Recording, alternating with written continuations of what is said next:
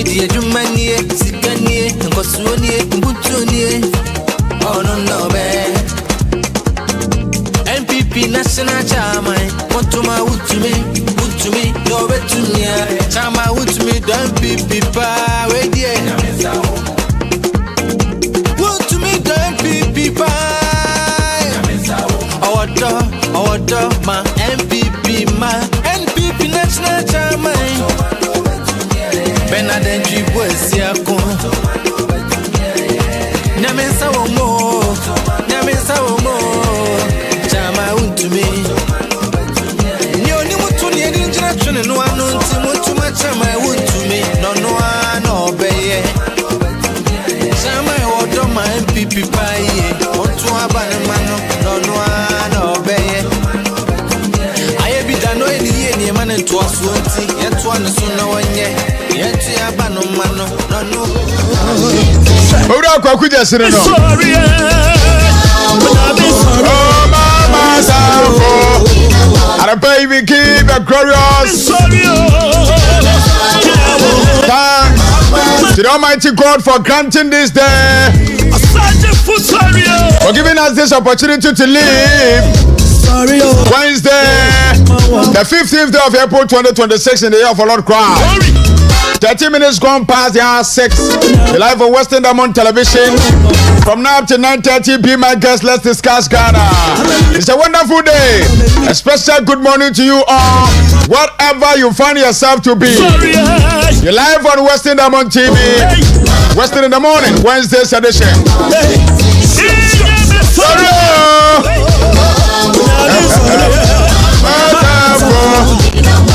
And the place you know 2 4 and 9 group on 20 and point say. Well, I don't know my bro. What they are saying. And the place Tachamadi about you mumu chedia for Sunday. A radiant Kaya Mumu Yani a bonny one year. Wakaya won a doyemo. And the place Yani a chauffeur at your phone. That's what you say. I won't come with someone. I said, I'm quite young. What do you know?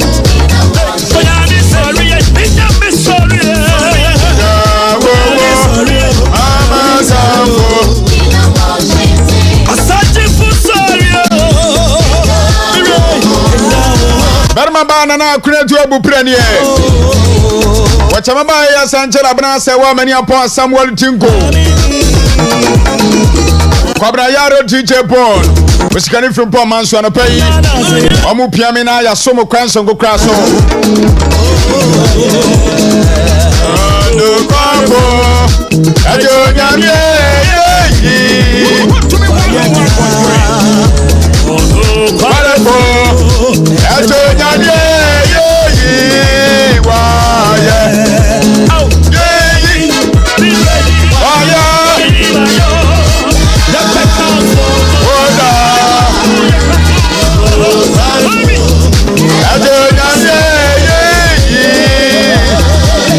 Fast down come nua na abosom ya de aseda be manyame a oba ade anyina wonu no oba osoro ni asase ade a wa asase su bia no onu no oyoye ese fata se de aseda ma no in fact minna kwanya we so na na obi ase many baby I'm saying from Korea. But the make us me say a wonderful messages sent to me yesterday. And I'm say papa from Clergy to Kai. A free Dr. Alhaji Mahmoud Bawumiaso, the 2028 presidential candidate of the New Patriotic Party. Dr. Bawumia, and I say papa I'm crying my dog for him. Thank you so much. Name Onshram. Former member of parliament for the people of Takoradi, lawyer George Kofi Mrekuduka. Thank you so much. Me am a lawyer Eko Vincent Asefua, member of parliament for the people of Otafu Pankrono. Good morning, thank you. Individuals, boys, guess. Medamunyina say, Eba. Nyamishamu papa. Ana pay ya bana Wednesday at 12:20 komo. Nsam dia maka ya kwada no. Nsam bebre na si ya. Ana pay ya be dia monte ya na ye beka kyeremo. Johnny live in social media platform no so.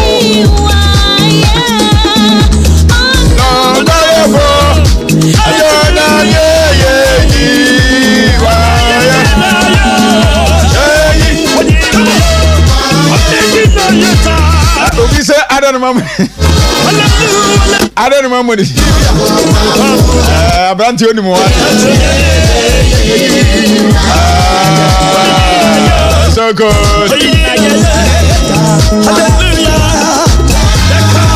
Now let God guide your steps to victory. Ma wonyamin tutu anamo nsi ye. Anamo bia wutu bia ma urade di wanum kan. Everybody praise ma awurade ni wani mu kan wadi free wa free be mu wadi tom wadwuma ye mu ma awurade ni wani mu kan ma me ne kan wasi awurade di kan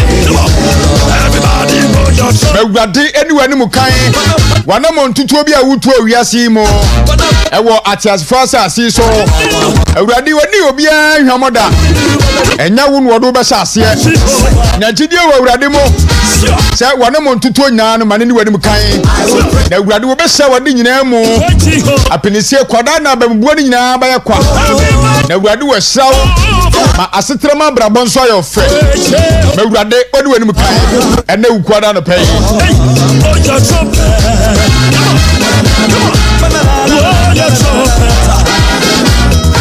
Arabe Mamencha, the group CEO, everybody, Chief Executive Officer, everybody praising for to me multimedia, the Asante Rodna Chairman of the party, Bernard Kwame and Chibu Asiako, Chairman to me is vying to become the next national chairman of the new patriotic party. Twenty years in Fuinano, Madaruma, September that toss with you. And I yet to a Banu Ghana. Venunia, my baby, at Tuabania, my everybody, Bedua, Madaruma, said Yaguswa Yastra Munuano, Monkai, Bernard Kwame and Chibuasiako. Chamaun to me is the man for the job, the man who can deliver, the man of his work. I pay. They come for Bernard Kwame and Chibuasiako. Say on the day of elections, Monkai Chairman won to me. Onuna bra NDC foi. One more MPP foi. We bet you rescue all the party members. Now we have to maintain the Abua. My party now winning 2028 elections. Collaborating with Dr. Alhaji Mohamed Bawumia, the presidential candidate for the new patriotic party. Emma 2028 elections now mere formality. Monka Bernard Kwame and Chibuasiako. And Juman will bet me a year. Two-time constituency chairman for Bosomoche in Ashanti region.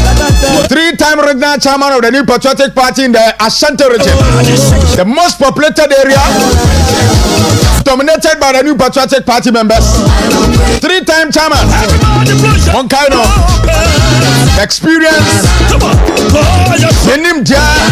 In terms of politics and elections. I don't know about the Abuama party that made him 2028 elections. Monkai Chamaun to me. That Montu Abamano. He is ready. He is prepared to steer the affairs of the party to make sure, say, NPP are winning 2028 elections. Mama Nyam crew to Jumani.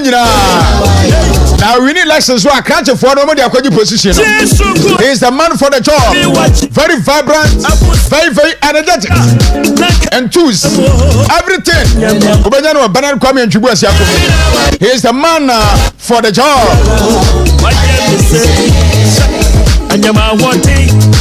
I pay the Atiano.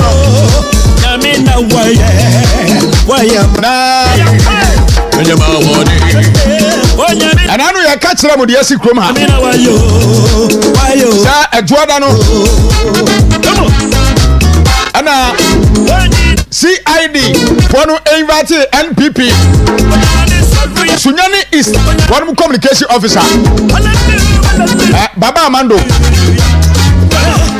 I don't know some of us. Baba Mando near a Kotoko player be Baba Mando and I say him. And your player, friend Baba Mando. We a communicator. I have found Baba Mando. A Jordan will call you, and you know no money bed. And now I'm running at court. Now, court room and the call, you know. Now you check one son lawyer. I found your market. Ebe make sure say obesiki bail. E dia ma Baba Mando. Well, ya answer anye ye. Piempeni a wetie dwam judge no. Wa bom mfi taduku. Judge no say adwo de ba court wa no anu de beba. Warman dia brantie no. 2 weeks na o twimi no. Sa wonko da fiase. Na omfanye nsem no hwemu.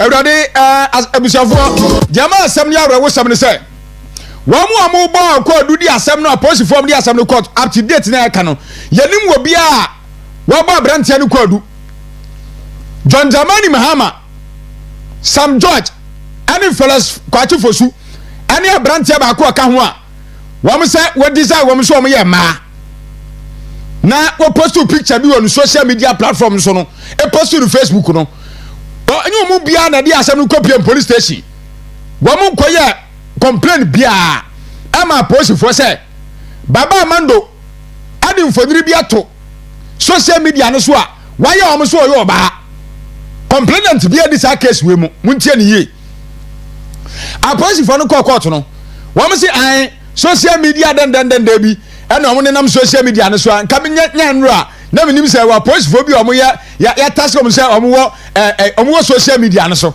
anu ko hu say sa picture no na o mo copy case sa picture no anu o mo heri pa na o post sa picture no anu o mo invite ne say o mra ana brand ne ko ye wo mo di asem no copy am court no akura no enya de a wo mo insist ye e wo court ho insist ma judge ne say judge no erma ne brand no judge ni mom wo judge ni mom na tese wo tia wo mo approach for na so say mema mu 2 weeks ana mo hwa mema mo say anza still na judge no can dia cha approach for na say de be ya approach for na e be plead say oh judge wadaruma fabrantia no ekotum bia be 2 weeks ana 1 week say de be betima aboama ya investigation akoso approach for no mo de asem no court no plead with the judge no judge no ati hono ano and this judge no betra hono ano no decide say abrantia no man 2 weeks oh no ana judge no say abrantia no fa no kotum na otwumi na apostle for no am dey asem no kwa say wo mo yes some forensic audit bi e was our picture no ho na met ye betie afenyo market e woni nsem adu tu dwane so aba na wo dey before that no ma me nkona me ne baby a abrantie yi region a wo firi mu no wo mo regional communication director enkomo kakra be ba ye betie lawyer afenyo market ne nsem adu tu dwa court no bi ne ahwese ne be firi mu aba Gabriel Kran Ababio I bro regional communication officer for the party ba mama che Abina Jozo na hoye ahode de o na Yuria wo nyamensami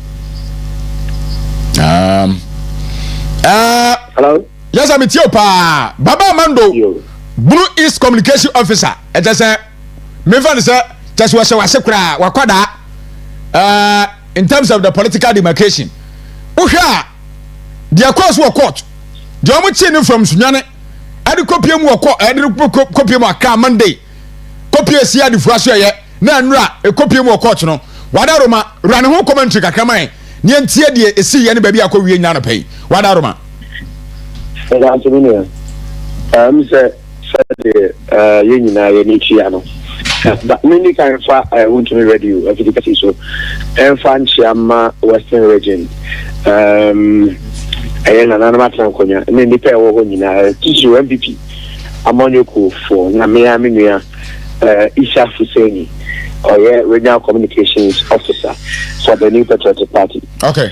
Mega di tamanyo ko manyina say achia na ebuye no say abu nyina obia kana komanto ne yem na de e kwaso yi ne de no e mama we shemu kase ka say kana ke MPP amanyo ko ye be sia baba mu the year 2028 about for better and of course said you na ye etiano say men cast and request say last week baby na baba man do ball na mane say when ya call bi nipa na ofre say police ni CID ni na obo be no wo regional police command Ebono region okay am wa ba boa sembia no yi nti ye ya hoboa nti Monday no no pana on constituency executives ni dia the constituency chairman eka ho na regional officers dia no so meka ho na lawyers na dia na odi animu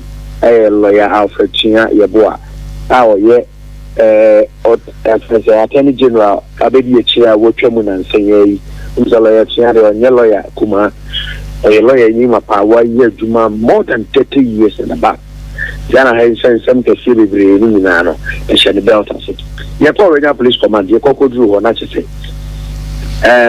regional police command bro region CID omo so omo de kenya omo na ye omo na to nsa fe baba man because omo de omo ni asendia ye bu se na chese akwa say am the command ni fi Accra say baba mando e de PM wo bono regional commander ye fa dem rankren jabana sana ne ma lawyer say na nipa no say odim say oba bono regional commander ti say do he na say dia sana mo kakwa na kada papa mu kra no ye ma na akwanya na bi a won wo ado ho ba ko ye mo say David ye say ne konkren ki ye wo wa say obi be say ye be hu de ye ni be wan say police ka ba be so le baba mando piano I want to handcuffs a good piano check mo kai yetu je ma ekura no yetu cars di achiri 80 police for na ne ba beto mo kwan mu ansa na yeti mi ma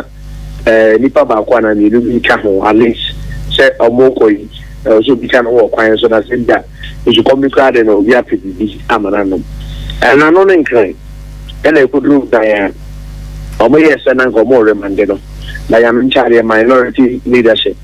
Lawyer Afenyo Makin.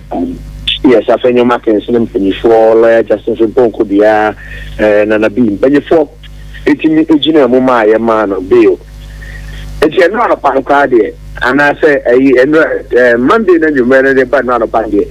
Ye na police for ka pan to asem no kra no.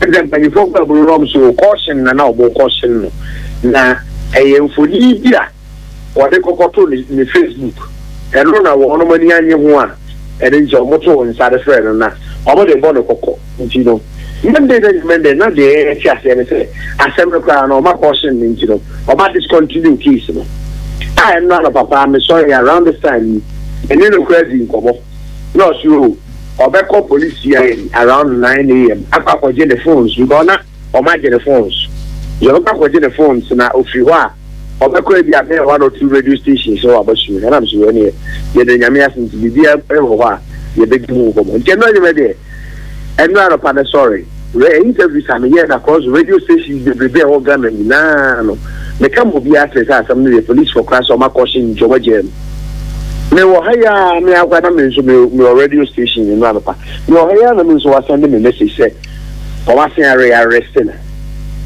we did a fray and not just say, Okoyo National Police Command in the CID. I say, Assembly Bureau, say, order from above, yes, the Diaba said that they are granted or said in court. Assembly is very good. As you are ready, a friend by your phobia, or Manam Quine so, back National Police CID, and I say, or Mother Baba Mando, called Circuit Court 9.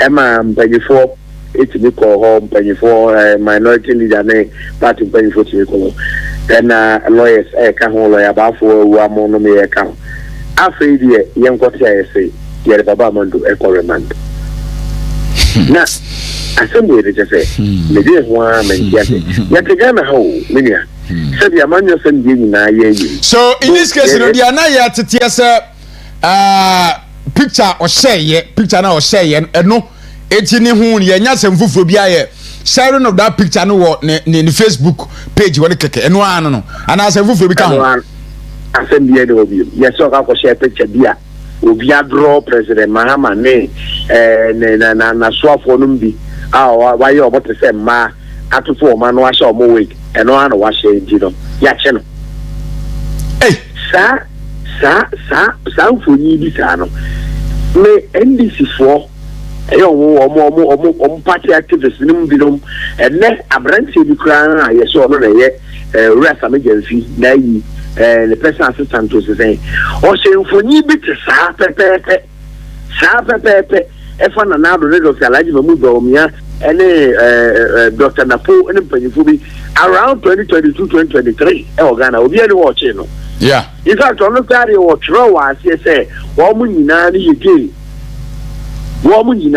o chro ka ho enso obi a ansa say sa picture no onu the creative you abrantie baba wan do dey ono no say sa picture no last week ebedam abai first and 10 times so monthly ni ba bebre share me kra me wo yes say ade we dey well any jai say baba mando a share sa picture the bia koto ni Facebook wall any you know keke nti anu nti na magana hai Ghana for ye da ye timi na nti no I just say ye dey ko twena ban go kum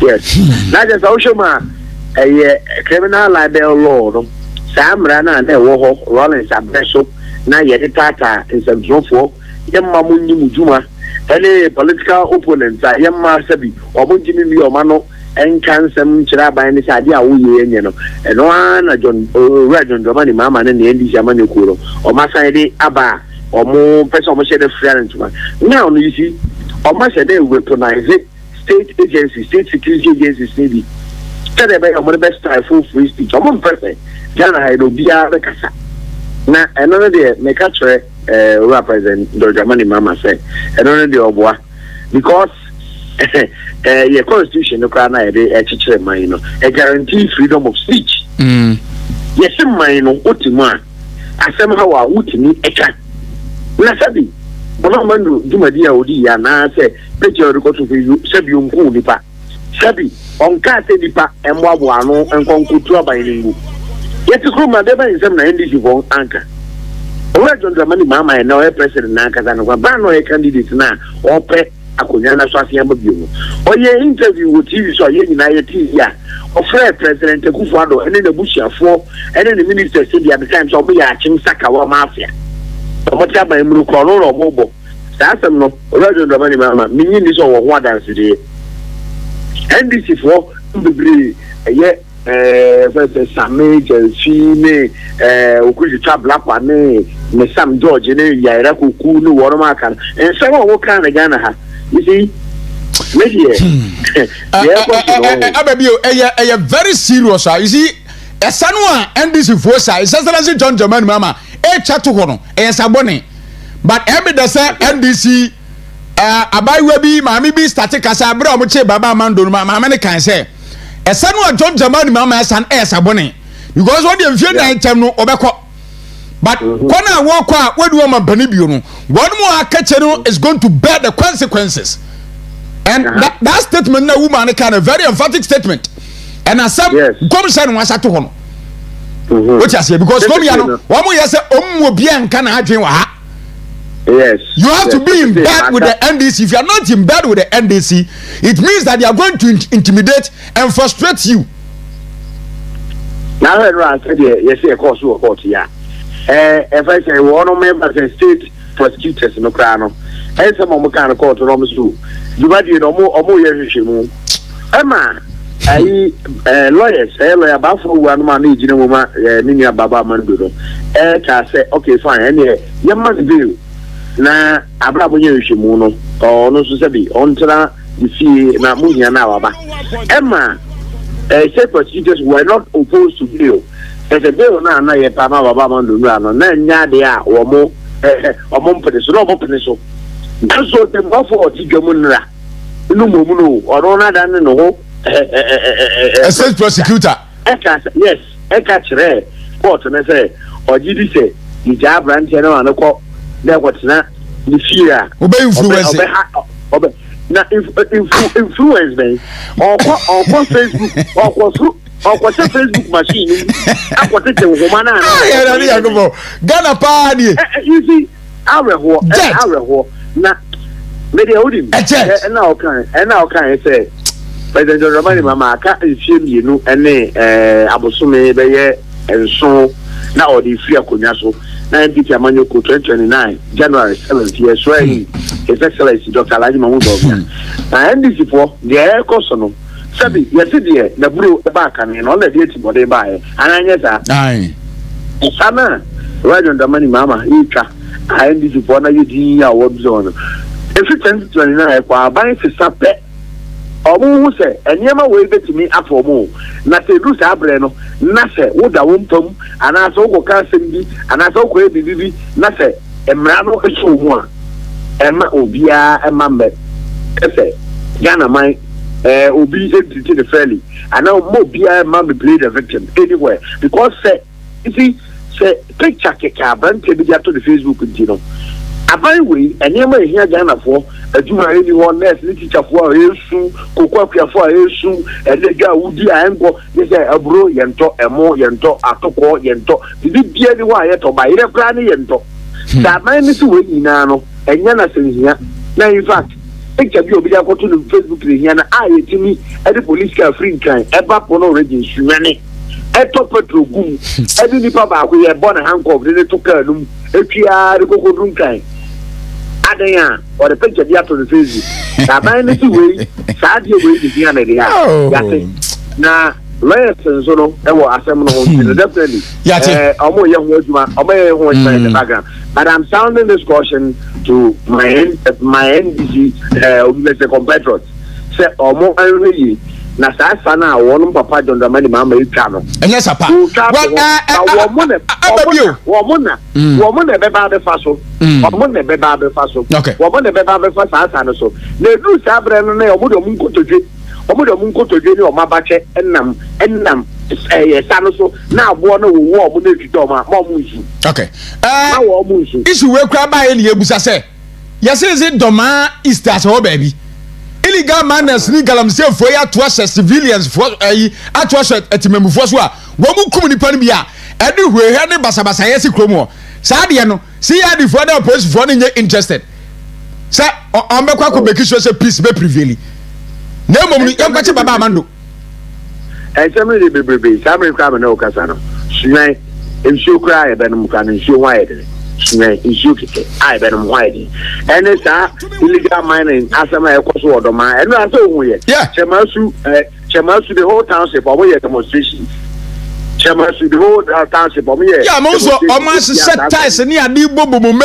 ani adi kwatere because of the kwaso promo yes eno ni ma ehia wo sa aban no omo na adi kwaso na nye the victimization we opeso and I see aban we no meaning oh say obie ni wa yachi no ana wachi no de na kwakọ twene lekukumu say o na no e de njinu o mpeso be kasa okoba ya wan kasa bi mu de okoba bia no kasa mo the aban no nye prepared okay ene so obeche bi before you na onye prepared me da se baby o na Michelle onye prepared me da se family okay Gabriel Kran ababi o ye Bruno Regional Communication Officer for the New Patriotic Party.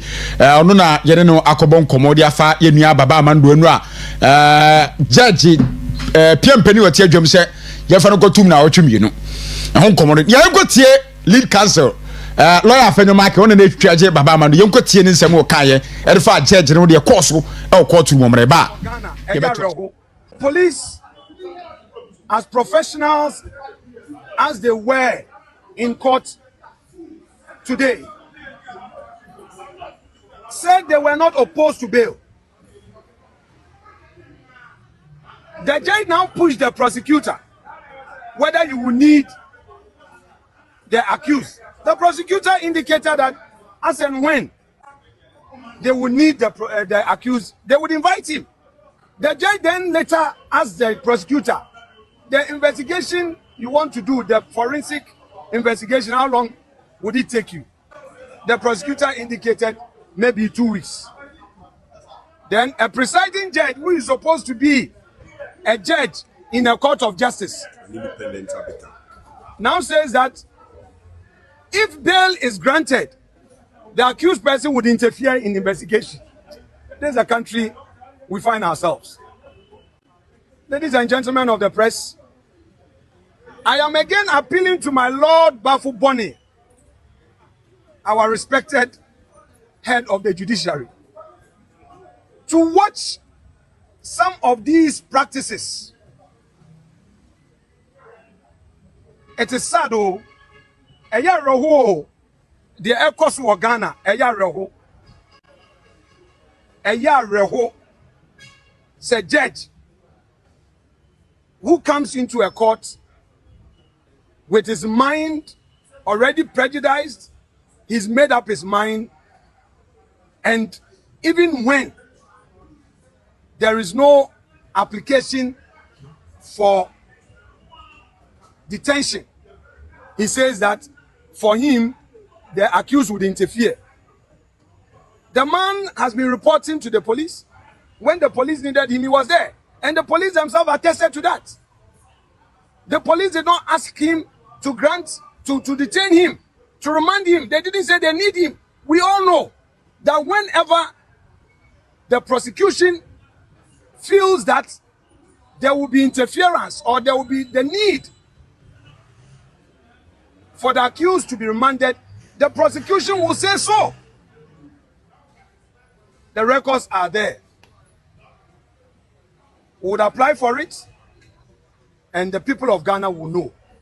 But today it's a sad day for our republic, that the judiciary for Ghana, police, as professionals. I am in my 16 years of practice, I've never publicly criticized a judge. Never. It is never my practice. It's not something I want to do. I am always reluctant. I defend the judiciary. But in this instance, I think that Justice Joseph Kunsun, very respectfully, the only thing different from him is that he's not wearing an NDC flag or paraphernalia. That is the only thing that distinguishes him from a member of the NDC. This is so bad. I've never seen it before. A judge, look, let me restrain myself. It's so bad. Never, in my whole 16 years, I've never ever criticized the judge. But I have seen a judge who the only difference between himself and a member of the NDC is that he's not cladded in an NDC flag. So could this be some directive from the top? I don't know, but right, a judge is supposed to be an independent-minded person. I'm so surprised. The only thing which is different, which distinguishes him from a member of the NDC, is that sitting there, he was in a wig and gown. That is the only thing that distinguishes him. Thank you. Look, I am here. Na abusia wa wutie for the first time say lawyer free court because the lawyers and the judges, at least they are friends, they work together. But for a lawyer to come out of court to pour his heart out to use these kind of words tells you what went on at the courtroom was not something that we need to sit aloof and watch it. Because for a judge, a lawyer be free courtroom about pour the heart out using these kind of words actually the course of courtroom and the conduct of the judge. We be so be okrom here. And no me catch am. We be fear be okrom ada. That one is the mon kana mon tiase. We so be okrom here. Baby am be invite be abeba. Ban sem be abeko su krom be on some boni and some tantem be abeka. That is our core mandate. Yan ve hu me kasa da na enya bi so da. Ana yan so wo enso nsawa mu enso tie enso prison. Everywhere we go empty and yabeko. Their course no esuban boni and we need to condemn it. Yan fasa de wan chichire mayo. Eno me kai any civilized country, any democratic country around the world, and that's how suban ko so kromia do. No serious democracy. Democracy papa no suban boni ya ko so krome ebi si o ma bia so da. Na utie de lawyer ba fu awu aka no. Utie na asem no kan no 16 years of practicing as a lawyer. When who said judge I behave say bida. Who bida? Won no mu asem. Now utie was say we had this now you see people are writing rubbish on the social media because and this MPP ni bi ho and watch no it will defend what is going on today. Na ni age said ya kwaso no yan cheche MPP fo no ya intimidate wo mo ya harass wo na ni age ba mpani wo kasa bi wo mo kasa wo yu ofo nsa no aka wo hwe ode ye wani abida wo yu ofo nsa no na wo hwe ode ye ba enei aya kwame ani ache no etena ebe kofi na amani ache no etena ebe ya abna ya ti krom ya ni ade sa suba we etena ha ya win elections awie ya win power, so let's use power to intimidate our opponent. America side enemy na America no ne UK no no other developed nations no they are blessed with democracy. Say suban tantan ya de tantan ko so komo be ya ti krom ya ti akurase ti se Ghana ha ya timi na hwe wa Ghana ha ya no any political intimidations and ya intimidate civilians ya intimidate ordinary Ghanaian because and this ya win power. Na woman ben pa ye serious ben ana sasu be ko say wo bia post obi picture na de ade ana yamfa anyo ekufu ado aban and some ben na NDC foi including John Jamani mama once see akwase ani abu anya okroma he use filthy words against people of this country. Can you to understand say ye nyina no ya yare awrefie use the words baloney and other stuff the Ghana for we bia no obi okromia some judge asaba no anka no kromia some jamfia tabidi ba no anka no kromia. These people went on social media posting rubbish things against the Kufuado and the Taba umia we bia no invite obi arrest bia na de wuntimi in terms of criticisms wa ka say LGBTQ+ we to aso ba wuntimi nya now say no priority na man for kan wasem a wo so ntia se yaro but some judge video bi mame ni ntia the kind of words he used to describe Akufuado obi say some judge okrobia. You can't say it any way nicer. And this one, when I say he's a useless president, I'm being very charitable and nice and kind to him because Rich, good morning. Morning, sir. But on where That's fine.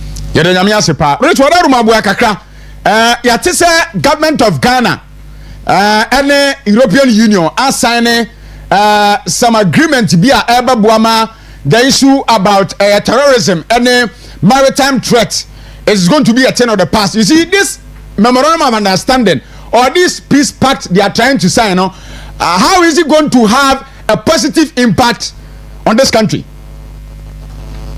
And nations, any national institutions, they sign some of this agreement with their counterparts, either regionally and now say globally. What is important means over signing some of these agreements, 4 things I say, oh yeah.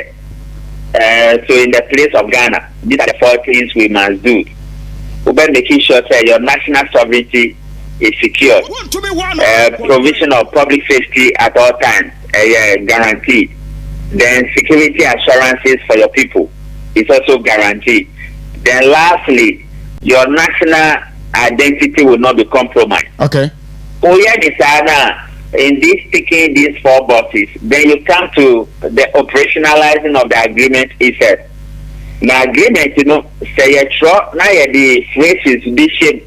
Now one check here, implementation to make creative problem. One of the parties will not go by the terms of the agreement, and then that's a creative problem. And she say yes, sign it in order to ensure say counter-terrorism, high risk, parade, cyber security, and many of those ones. Yeah, as of mine, the phrases and the operationalizing and the wording and the implementation of the agreement, we are looking at it to ensure that our national sovereignty is guaranteed, public safety will not be compromised, security assurances will be provided at all times, and national identity will be maintained. It's not a problem because countries sign it, but when you are signing, these are the things you look out for. Yeah, but now by a week or so, member of parliament for Kuapem North, Ura Same Ewukumeki, some allegations alleging that Ghana Maritime Authority try chrome dia ma some vessel bi am say drug traffic ni ade free chrome akoni ade a ehun sem bebre say akoya sa arrest bi ni ade a oba o say wo be petition sa investigation ni ade a atwe ho RTA nyina sa manfo mechem ni ade ufo say jeba de ba na ya ne touchew ema this series of occasions and event SCA at the blank side of the country. But I didn't hear the question. Nanu na ya beti say Samia Uku member of parliament for Equiapem of allege say Ghana Maritime Authority ama some vessel bi apashi through akopiemu amonone ama omakwache ne hwem na say some draft traffic bi ni ade omode target sa vessel ne ade a efiri o memu koye wacho RTI for authorities to come and explain to uncertain why that thing happened. And amibusa say niema be na fu say ya na ekoso betimi attribute to say niema bi say even say good. Okay, and when it comes to the high seas, the same thing just like on the land and now say in the air. And see any activity be whether good or bad, when we say to me taking place on the land and now say through the air. It needs to take place under the sea and answer on the sea. And if he's aware and answer he has information about A, B, C, D activities on the sea, it's a good thing for baby questions. People, all manner of persons, including our own, may also be engaging in some of those activities. And see somewhere who investigation, we did this RT I know and answer application of RT I know and those answers beba. Other than that, it's about crime, fraud, smuggling, money laundering, many of those things. The same way you see it on the land and on the air, it can take place on the sea, and anybody at all can be involved. Foreigners, Ghanaians, combination of everybody. All right, whatever my show we now we so ye a border to national security. Minimum say fit be about come friend Voxy. Amanfo twi do call long journeys from Accra to Kumasi to Accra to Takoradi, Tamale and staff. Is he National Road Safety Commission caution amanfo omo board sa vehicle no say omunya careful because enya satisfied in this country say ye be cause a long journey. Minimum what is that story no? But okay, you turn to VIP. Sure. From Urban, Kumasi Road. Urban, Nipa on that road. Yeah. Then we wake up one morning, then you turn King. Then Amanfo said you turn no tremor, comfort in her. Then we came to VIP. Those days we didn't have a flight to go to Kumasi. That if you have money, you can take it to. Yeah. So all of it, yes, to point now we were using VIP. It got to a point then VIP buses began to get accidents. Then people were raising the issue: is it overspeeding? Is it that the drivers don't sleep? How many buses are on the road? And many of those ones. The point I'm making is that Road 54, they have a huge responsibility in making sure that our roads are safe, the cars on the roads are safe. Then recently, I think I went to Takoradi, Kumasi area. I saw this beautiful bus. I think that this company is using it. Is it 2M Express or something? 2M Express, yeah. I took one from Kumasi to Accra and from Takoradi to Accra. Now, a just them, but I could see it provide some level of comfort. So I was advocating, say, I want to mean VIP buses for commercial purposes. If we can get those ones and even get them for our law enforcement agencies, then I traveled and came and I saw this news about the Benz small cars. Yeah, Vozi. What happened is if they have come to a conclusion that it's not safe for our roads, they should call them back. One, they should ban the importation. Two, number three, they should send them back to whichever country they are coming from.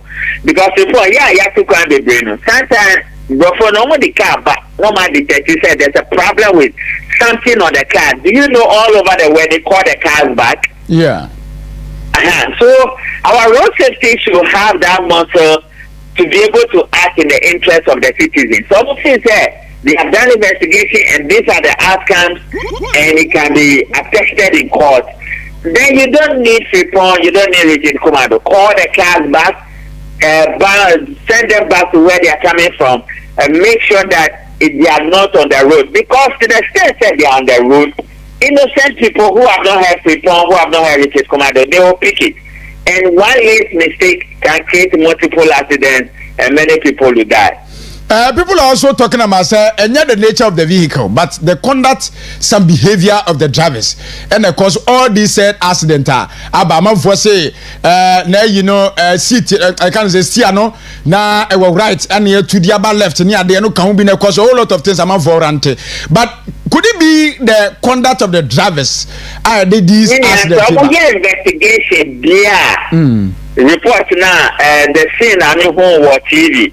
Say I'm part of investigating there. Then key elements will be the nature of the car, the engine size, what the car is meant to do, the purpose of the car, the driver conduct areas now you see, and the nature of the road. Then who are the owners of the car? How did they get the car? Is it wholly made or blah blah blah? Have they passed the statutory test? They will go through all this to be able to say that you have done vehicle examination and you have done investigation and you are coming with conclusions and recommendations. And she asked me back and said, "Oh, but why your investigation? You are only considering the driver side. You must have considered everything about the car and why they are on the road. Then the issue about from left to right, right to left, all those issues will be concluded. The difficulty has been about the quality of your regulatory authorities. You know, any yesu bambonia, you person at all costs, whether want to kill people or not. People produce all manner of drugs they know they are not supposed to be on the market. Your regulatory authorities need and that's a capacity to go to the market and flash them out. And you're the same thing with any other car. Then you also have people who have gone to see it and they are bringing it. And because it's at a cheaper price, so all manner of things can take place. The point I'm making is that before Sobeka said why your investigation now, you have concluded and coming out with a recommendation. Next is that you have considered all other parts and not just the driver aspect. Thank you so much, bro. You're welcome. Richard Kumado, a security expert, and I pay me team come on the issue about Voxy, the National Road Safety Commission caution citizens, passengers, they are some from board this vehicle now more sanction.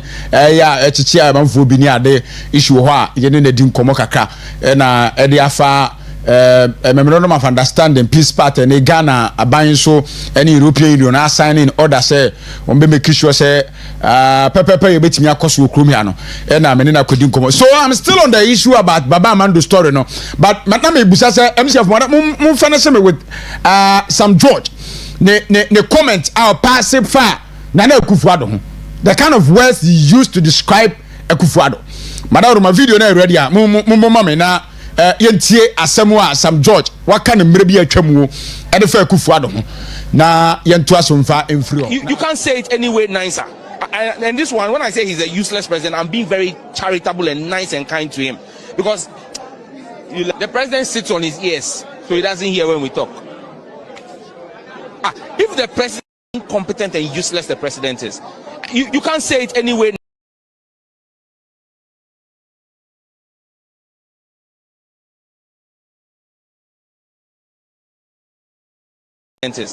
You can't say it anyway nicer. And this one, when I say he's a useless president, I'm being very. The president sits on his ears. He's a useless president. These are kind of words a member of parliament used to describe a certain president. These are kind of words I will use to describe a. They wrote some unpalatable words. Describe just say they no man yan fam Kufuado any doctor ba omian ho okromia che Kufuado name doctor na pomu na e gay okromia I cho pictures ye design ko to social media o just say ye invite obi kra for questioning na domama de when you tolerate these things. He benefited from all these things, of course. And de abe o mampani na wa ba na bibi koso wa memum na manfo kan wo de asu mu obi enka abrabo be pa na yetimo okromai. You see the kind of words some judge used to describe the then President Akufo-Addo.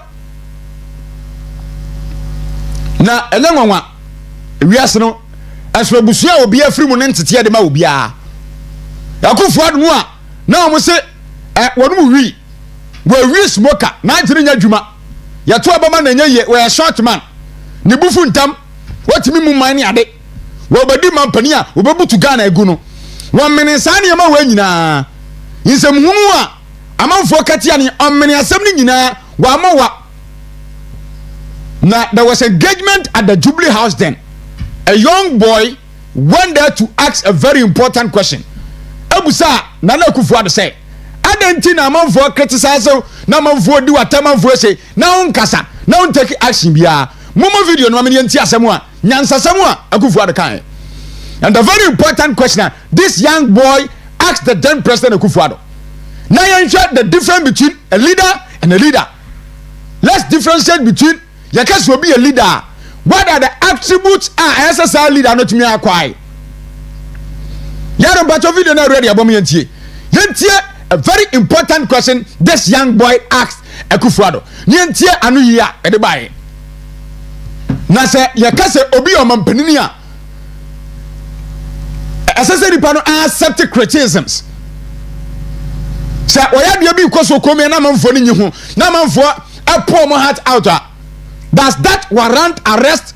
Does that warrant intimidations? A warranty and as a warranty. Madam Mamu me kakra. Na yan show sa video no na yentie conversation course na yentie asembusa abrantie de busa ye ene anu yi a His Excellency Nana Adodankwa Akufo-Addo edema ye na afei yentu aso enko yenim madaroma video no are you ready? People criticize your actions. What? How do you keep calm when people criticize your actions? How do I keep calm when they criticize my actions? First of all, I think that's a system of government that I've always wanted for this country. A country whereby presidents, people in authority, ministers, presidents, whoever you are, can be criticized. There was a time in Ghana when it wasn't like that, when one man spoke and that was that. I've never liked that sort of situation because I don't believe that you have a situation whereby one man knows everything. It's better to have a system where lots of ideas and lots of brains are brought forward to one thing. So that's the first thing, is that I approve of the system whereby people can criticize the president. So if that happens, it will look strange if I start getting agitated when people are criticizing me. I'm not God. I cannot be. None of us are. But we do our best. But criticism is a good thing. It helps you sometimes see things that you yourself have not seen. It opens up different perspectives. A lot of times you can disagree with your critics, but sometimes there's something in the criticism that is of use and of benefit which you can use to do. So that's the reason why I don't get agitated when people criticize me. I think it is their right to do so. But it's just as if it is my right also to ignore their criticism if I think that there's no substance in it. But that's... Keep calm when people criticize your actions. What? How do you keep calm when people criticize your actions? How do I keep calm when they criticize my actions? Try to also ignore their criticisms. And he's obi criticizing a president. Obi criticizing obi amemua. What's that? No koda june criticisms amanfo de ba no. Na wo fa mu abase anamonto ba na ese utu e fa de amanfo ka fa ho no. Basa wo sha ya wuntimi niso no a amanfo ka ho asem as a president then abeti ba fa ho. That is the first thing as a leader you need to do. You don't go around using national security apparatus to intimidate people who are criticizing you. If that happens, you are not a good leader. You don't don't deserve to become a leader to that extent to become a president of a republic. You don't deserve that. You are not mature enough to become a president or to become a leader. A leader who fears to be criticized does not deserve to become a leader. Leader Bia was so say man for by criticizing. When to me he is not mature enough when you know baby as a leader. That is a fact. That is the fact. Match assembly go for the kind. Now someone course work for the time 8 years. Atem the in some who some kase amanfo kagu akufo ado hufi and were acting as a president Kronika mutu. Even include the Malik Basantari ni mu ye krobia. Sameja mfiri mu ye no ka say act to arrest these characters. Ufu se kroi ankade atie nie. But omniscience ni nyina say it is part of politics. It is part of politics. And you be no by adwin. You make a promise of which you fail the promise, people will criticize it. Man for betia now so say, Jack, baby I will ye. Okay, anywhere we add one year. You sit down to analyze it. And you pick the pieces together to take a concrete decision. You don't just sit in your room, take decisions, go arrest this, go intimidate that. What kind of leadership is that? And it seems nobody is talking about it. Because these people have benefited from this government. They have taken huge sums of money. So, therefore, they are not going to talk about anything that is going on in this country.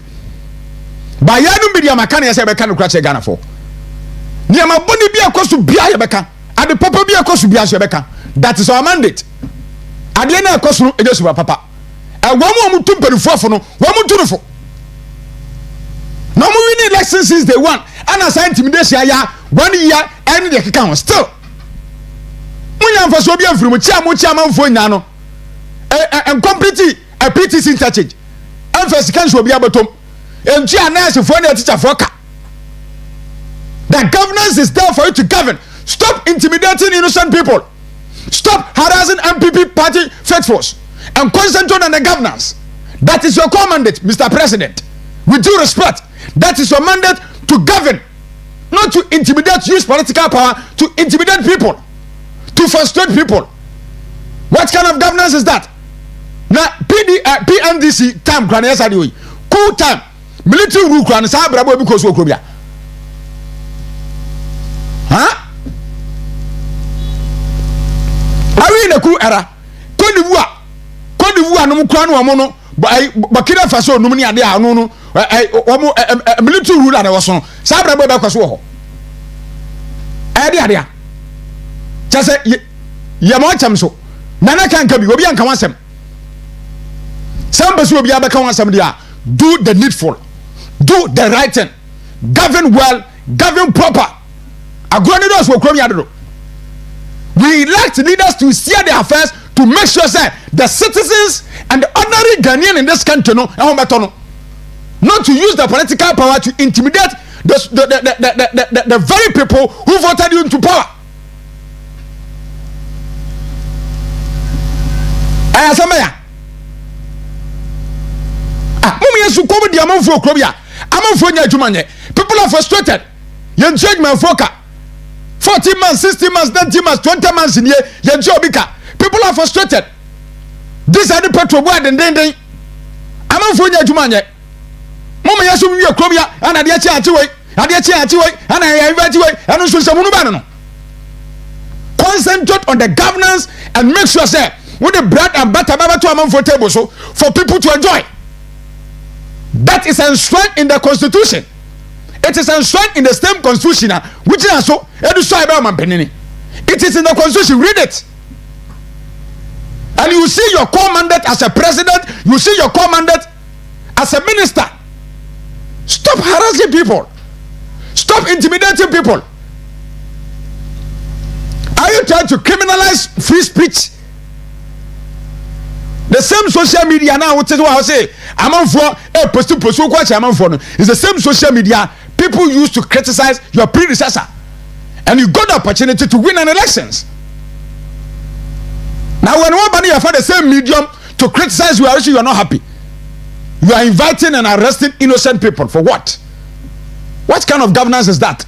I'm a mobile. And people don't speak to the truth to you. No kind of crunch because they saw go for a job who come say, "What me aso for anyone when you fake." They are fake. The omo kan omo nim the omo ka. Bible ndom quote quote in the but what is enshrined in the scriptures no one tiase. Na no me kwati a obviously offense Reverend Owusu Bempa. Now you use the word reverend. Do you know the meaning and understanding of reverend? You can't be a reverend. Do you understand the meaning of reverend? And the title somebody to me so no does it concern with your life? It concerning with mo ankasa mu no abraba mo so mo bosa mo reverend. Like seriously? And you reverend ho djuma so na mo ye reverend. We say so for Owusu Bempa. For the news card neto so na yenti asem okokan. You live in this country with this type of actions and behavior. You are trying to suppress the will of the people. You are suppressing the will of the people.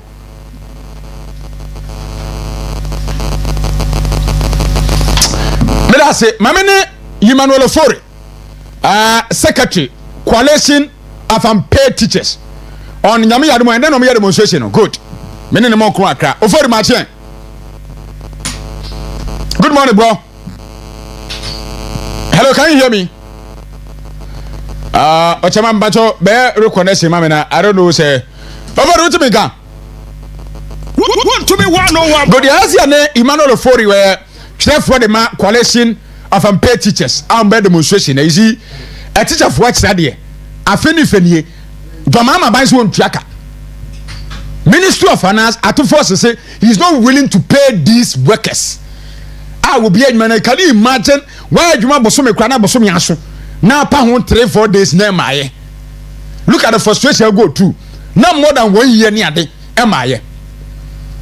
Yes, me that say also been possible in the only those who hate Mahama are attacking him over LGBTQ plus issues. Only those who hate Mahama are attacking him over LGBTQ plus. I'm saying papa nefero Owusu Bempa. Me say papa no onim twe konkron. Na me kan ne wonyo sofo. He is not a man of God. A man of God enkasa say. Over good morning. Morning Nana. Net say. Nyame adumo. Good. Yere nyame ase pa. Demonstration no must start point e wo hen na mo ba wie masa here. Yo Nana me da ne wati for ase. Starting point your blast. Na ye besa e na 9. Ba me no ka se game plan me no ka se dia ya ba ma ko ye twen. Union no mo free central na mo free north.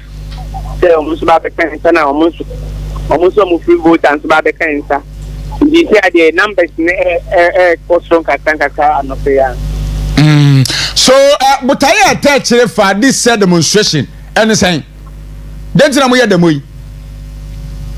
And then say the money nyina say ya adwuma bosumi 9 omo be wonye kase kai bosumi 2 ya ketia kem ya ketia hunsem ya kan ya ko wi and say ya sector minister so no wa ye people work ni you say o ye nyina dia come Ministry of Finance so no sector minister no kra no nim the reason why here as at now there have not been any payment plan and I say payment of the arrears you know we when he say amfa force Accra na say pressure kakra one Ministry of Finance as it here for granted then tin ye kasa ye nuanu mu pa omo health na ye payment plan am o ye start adwuma 6 months and san ye nuanu mu credit start adwuma ba dey tin omo dey ye dey ho payment plan am o na ye start adwuma 6 months ahead of them mpono yenti shi and also yenti obia no kasa fa arrears no.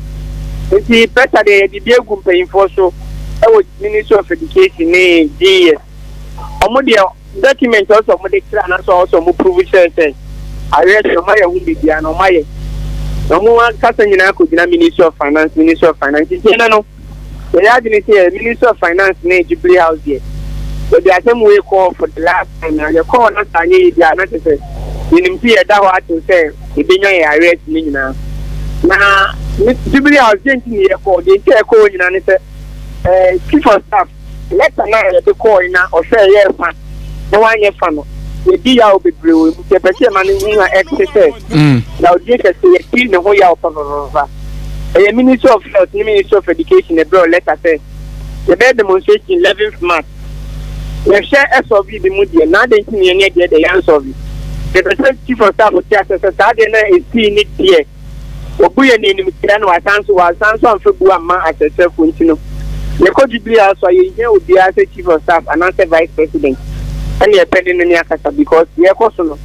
As you boni no ankasa you feel who basa no ankasa ma. O be ko fi no obi abetro. Esere no so dey go so mo sire. The bush afọ ye public yan mo nyina hu say ya. Adwuma no ye hu ni ti afọ adwuma pa no. Kasa obi dey talk about it in Krano. Both one now obem. Oh. One now obem we so be. Dan comedian comedian ka say. Adwuma pa what I ko be dem kra be say ASA adwuma. Okay. And so ya Ghana dey anything no.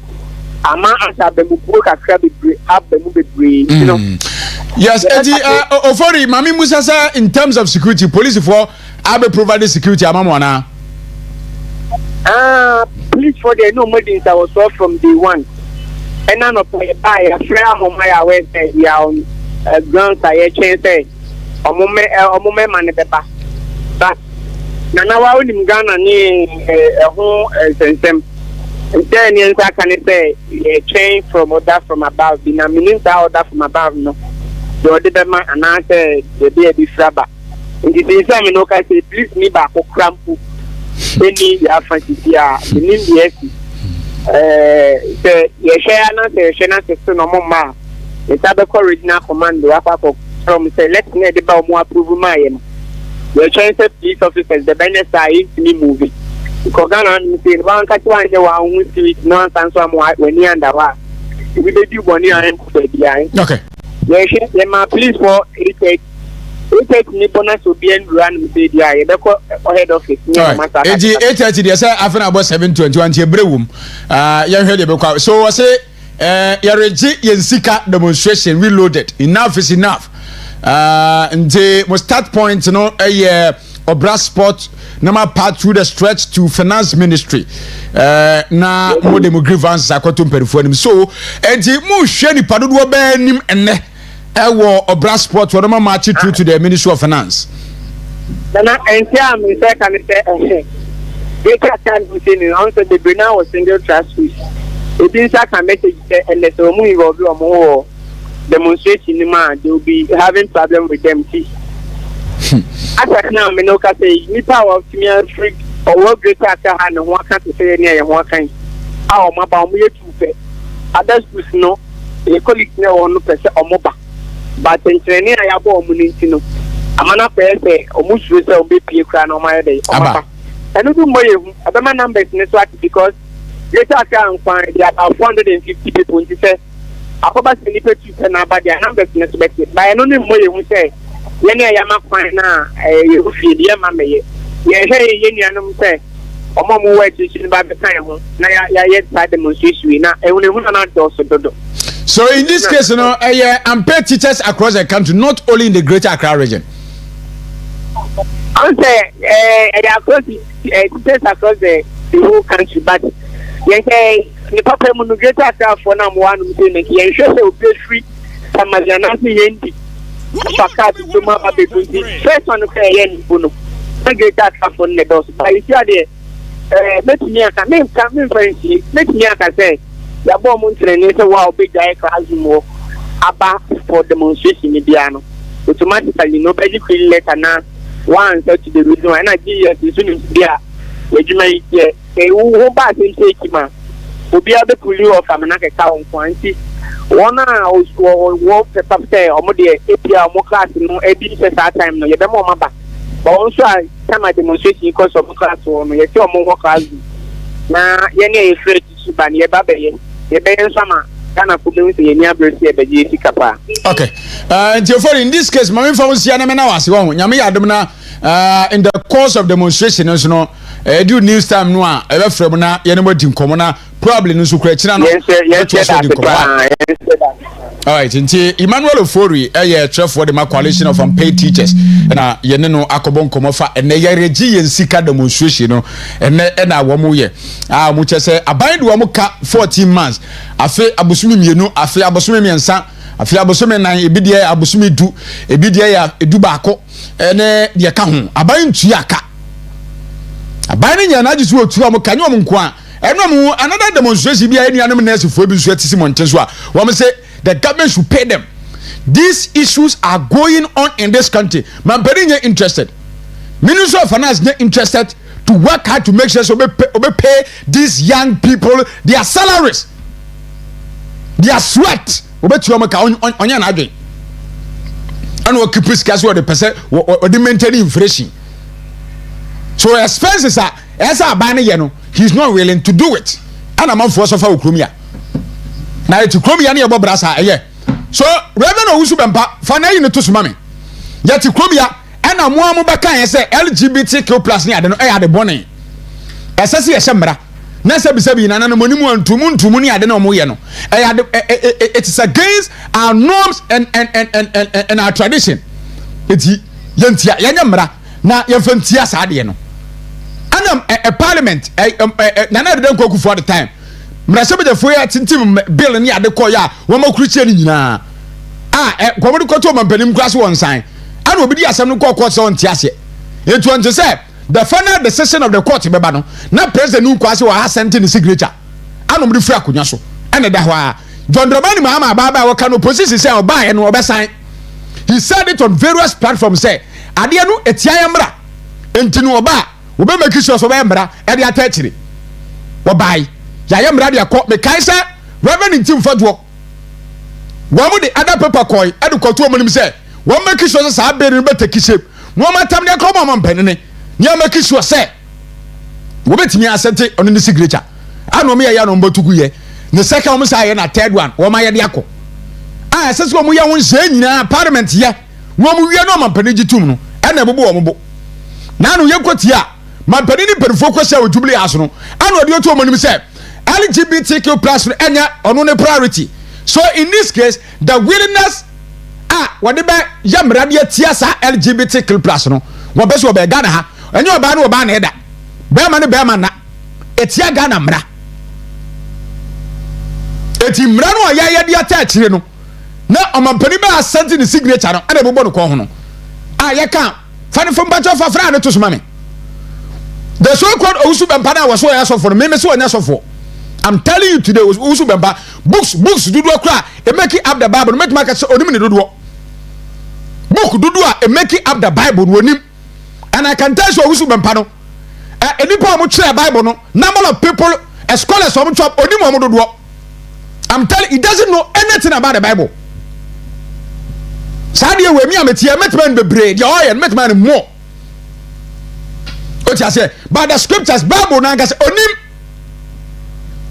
Anna self-acclaimed pastors in this country and two people taking money from innocent people thinking that they are pastors. But another and Omudada among for Naman for Jomudi. Monsieur Owusu Bempa or not so for. And I'm telling you today, Bible school acquire just also from not for the certificate in Nania. I'm posting the certificate as also for. Find a titino. Now you're calling him. That is just what I saw for. He doesn't know anything about the Bible. So he needs to stop making nonsense in this country. Mamini Ora Paul Ofori, head of research, Kopek. Brother Martin. Thank you so. Bema na mpacho hunamu ya die. Nyame adum na won. Nyankopon da roma kakra eguso. Nyankopon de why na afam de. Aka de adasa. Enso betimi ayama ya sistremu yedie. Enso etimi akoso. Wadaru mo me hu se moni mani Ghana ne ada institutions more pushing for 1.65 fuel reduction be on the for a period of 2 months. Whatever then a call here for this suggestion amode basa amperifo mfana ka omfantu ho anamoy that's my main show ne wa chiefo okay say na enim no market prices so na eko na aban so emeye hu say ehua behia say otete some of the taxes and levies no so nti ebasa na yen so ayewo industry nim na aye players no yenim the sort of burden that consumers, so especially with our taxing regime. It became necessary, as I say, yes, you make proposals to Abino as part of the consideration now, or towards the tax cut. The Yani Imani, any a few other civil society organizations, Asia, and in to try again. And in the end, no. We came to that consensus. Say, who be here say, special petroleum tax. A year 46 pesos no. Ye chemu na consumers efafa na buy so efafa. Oshe bibi to road fund 48 pesos. And also both petrol and diesel so. Tiano so ye share carbon bi chemu na 24. Ye nyina ya panasa. Oshe bibi to say post margin. And also yes, I say unchemu na bust for and for half na yen so yen for half. Bit is fuel marking and also catch up by saying konyi 3 pesos in free the current 9 pesos no so. And so yen say my yen you say double yen. Na oba UPPF your friend of Unified Petroleum Price Fund no so. Okay. And 90 pesos. The second largest levy on the price build up. And also you see a buying share no chum na 45 pesos no or non fat na consumers yen so yen fat 5%. Yeah kasa in the sense that sa uniform price fund ya UPPF ya minia se mo Takoradi ana wo Kumasi ana obi o what available tonon fidiem ana baby biara o no e wo Ghana ha no petrol price no the same across board. Inti minu ye tia sa eka no. Inti ye tia sa eka no. Ye ogidi enso say sa 90 pesos per liter na ye tia for UPPF no. Minya there's every indication there enyi nyina na kwa ban fotum. Inti eba ne sa private pockets na can be eko. Ye nim say 45 pesos eko transporters na aya who say omo tankers no. Yeah. You did 45% it's your market. And you need to kakra pay 20 pesos, 15 pesos be. You the cost premix for us. Yeah. Subsidies. Now, near Canada, you need the vehicle. It's unaccounted for. Into your shop by as early as possible. No, only 45% in free. So, you use free swap. Premix no ain't had not so much. But tanker drivers no there they are temper back into yen for 45 in the mom na yen so consumer yen for 45 ebio once the levy the buy August no yeah sure buy say so nchemi no on fafa yen so yen fafa into collectively you can nyina boma at the side there dey sure buy no taxes and ke give say authority no e be boy yen no 1 cedi 65 pesos million. We dey we be ka say we am contact with school pa dia. We am master teacher ana.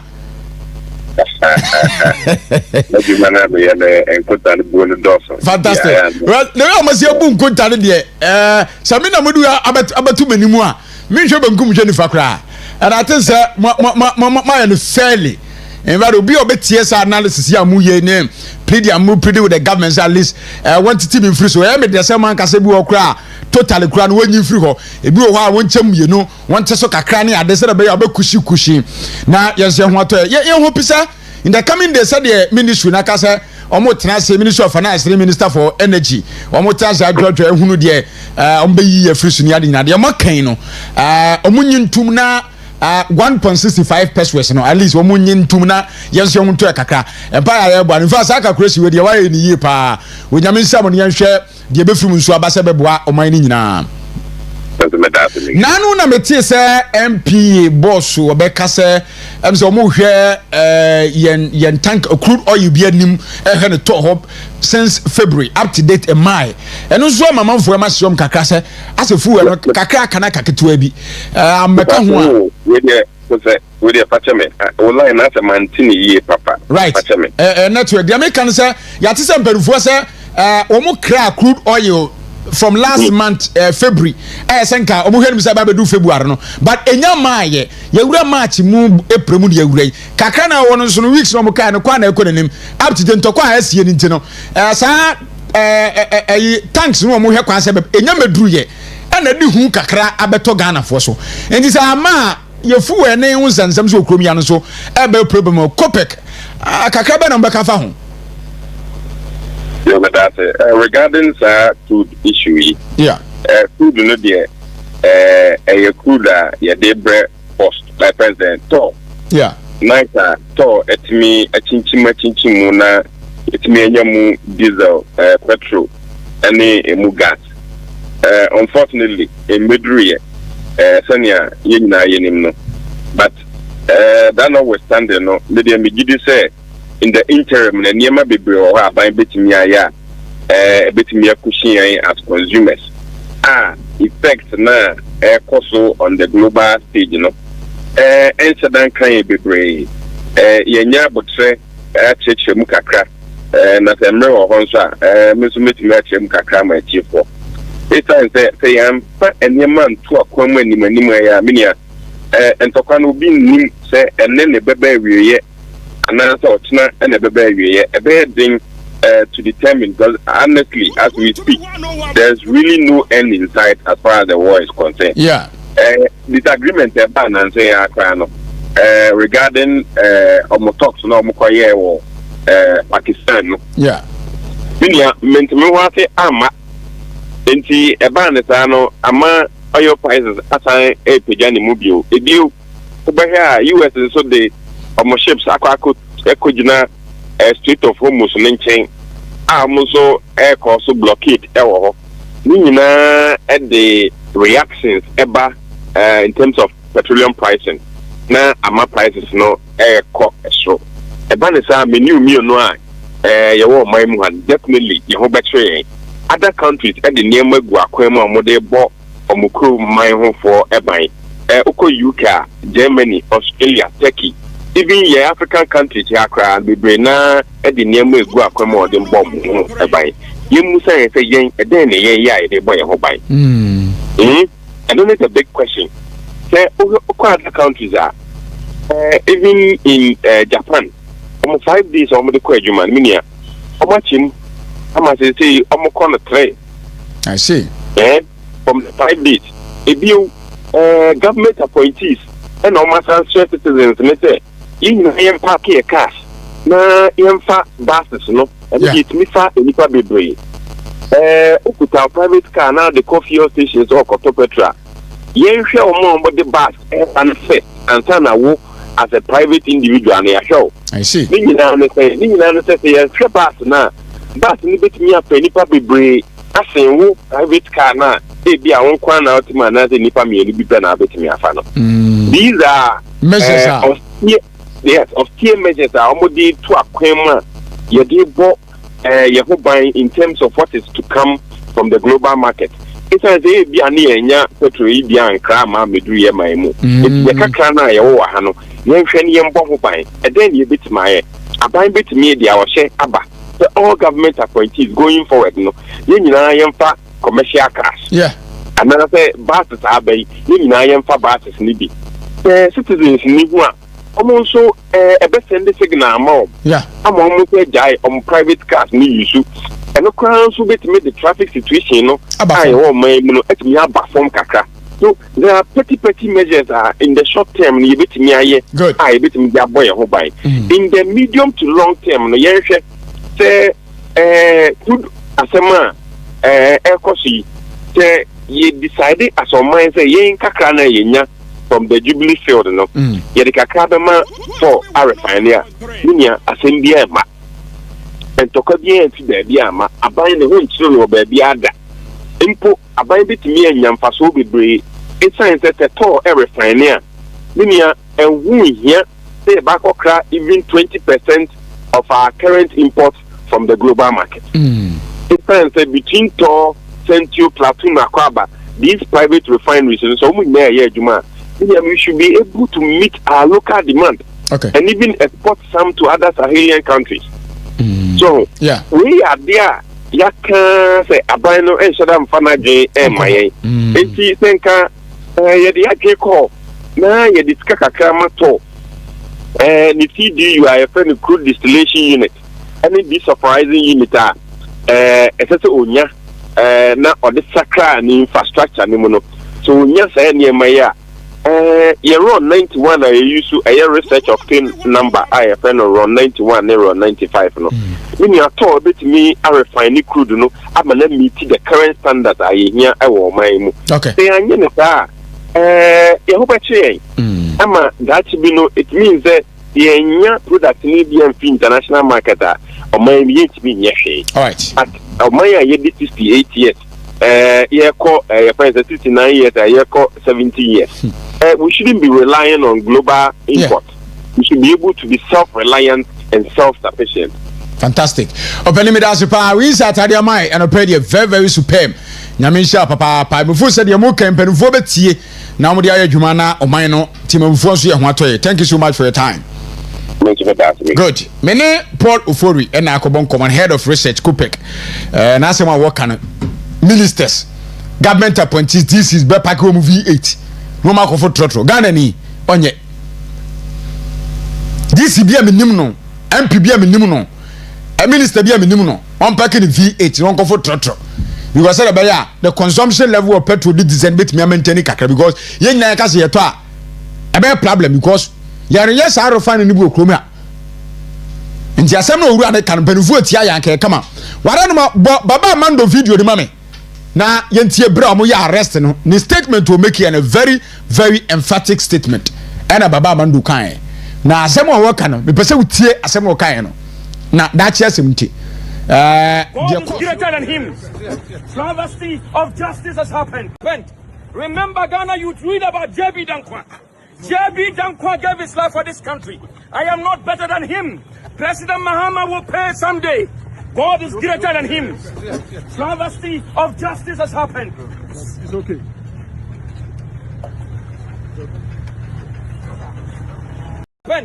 Remember Ghana youth read about JB Dankwa. JB Dankwa gave his life for this country. I am not better than him. President Mahama will pay someday. God is greater than him. Travesty of justice has happened. It's okay.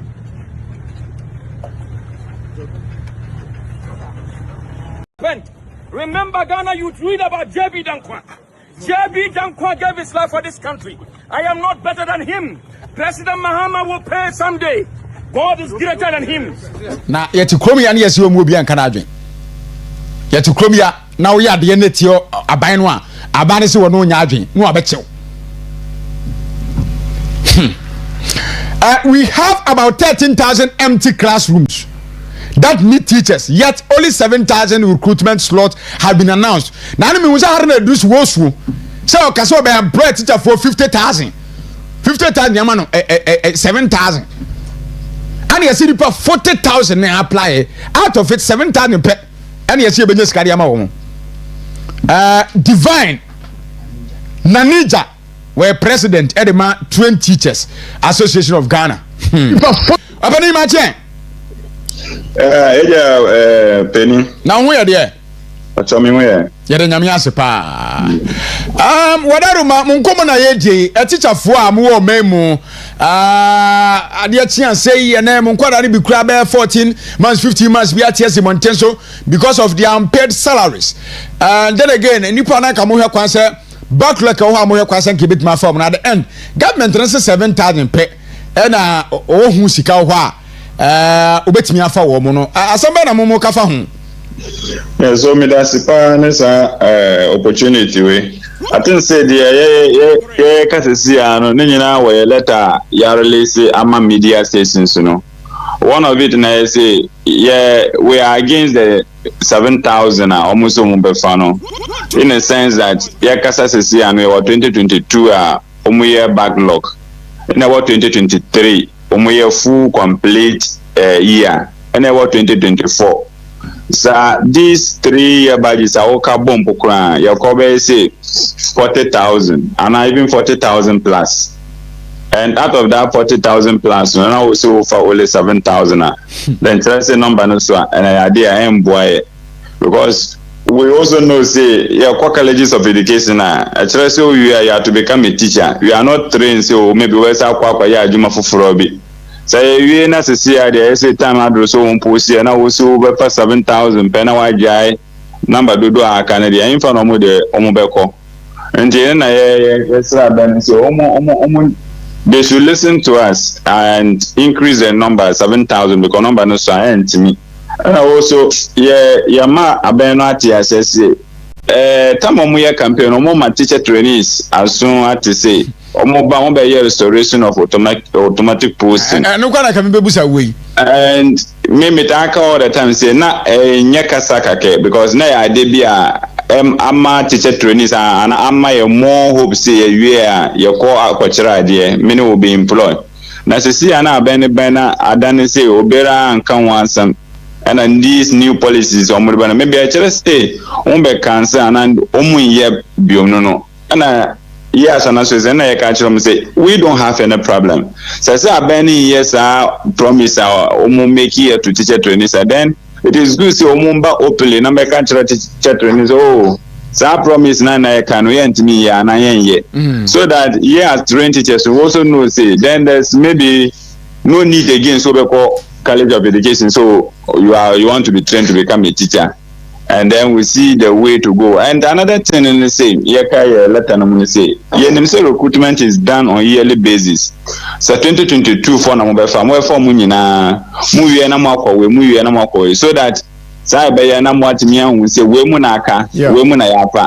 But you see almost 7,000 with the ban. Omo be kwan mo bera from 2022 2023 24 25 and me mikasa no kura me mikasa ma only colleges of education that is the 49 colleges ayewo oman weso universities no dey kura omo dey omo nkan we have Winneba that we know say they train people to become teachers. Omo nyina be kan to say they are all chasing this 7,000 and then I don't even know the number maybe omo pay at the end of the day and the number that they are targeting. Until also to say they are taking this 7,000. So that is what we are also telling our communicating to the government this year.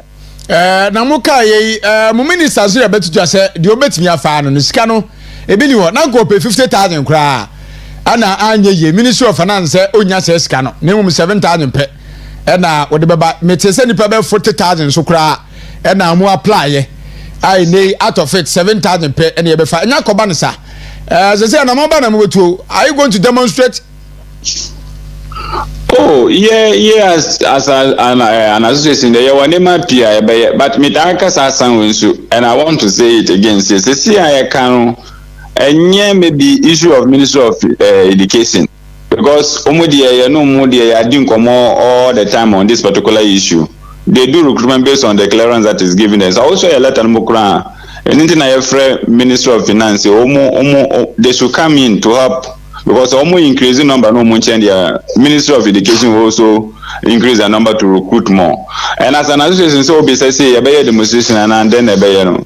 You will quite be brave, bet my you will quite be brave. Way na your media engagements is here, and at the end of the day, maybe your own so. You can say a demonstration, and maybe they don't listen to us.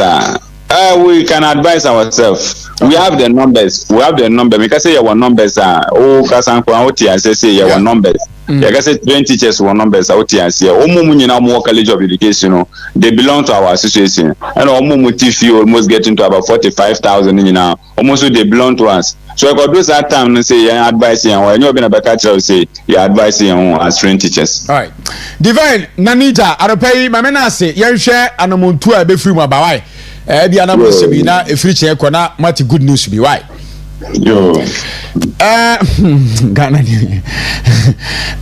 teacher trainees association of Ghana and omo dia to just 7,000 ni die swa aban no omo ye over 50,000 kra a chese wo mutifie a wo munya nya adwuma nyeye ye nya postu na ko postu 7,000 per dia eno kra no formula ben na mode ye saade no eno so asem we da ha anopai ye ka bidiama eticha ye kan yo mo koto bai munya careful mo to bai munya careful na montie mo se kasa dodo NNPP for the NNPP for the at the end of the day mo ba bi enam no eno is it CID and say a BNI for Takoradi former Gihok CEO Maxwell Owura Maxwell Kofijuma ni fie ko bubu ni dani akofutufudu nyama akotabiri ni ade ya na aseme be Kumasi na yani ni 8 ne boafo Poyando akobon komo busa sede na baaye a entie nei Owura Maxwell Kofijuma abawe ba watete ne pa no Gihok kokura no so nkofa ne cars bi ni ade kono nsem bebre eno a yese ni fie we Kumasi no ezi BNI or we get information right Takoradi ni fie ho ko bubu ni dani I don't know chese sometimes ojire ho a wonti ase okrom he o se ye pese invite obi ana yesu bibia the way ni se be ko ni fie Takoradi akobu ni prani ana kromfo de ko bu obi dani o it is only thieves and the ko obi damu a onko bie onfa ki mie do no na other force ebu dan ni I find in the way to it is only thieves mebua kromfo na ba damu a omo amane umpa no kraka okromi akroni aba bresa timemufo ya ba bresa because ya mpa no kraka ana kromfo na bu obi dani we are security are you thieves security timi bu obi dani eko bu obi dani ko twini firim ko eko wredi ni fie aya kromfo na ya sa de no. So if you practice that, you timi time so your convo because convo go na bu obi dani buni dani by force no owura dem akofa na ade it is only thieves na Ghana obi a thief nso a emra ne di ya che no ya arrest. You shouldn't put the laws in your own hands.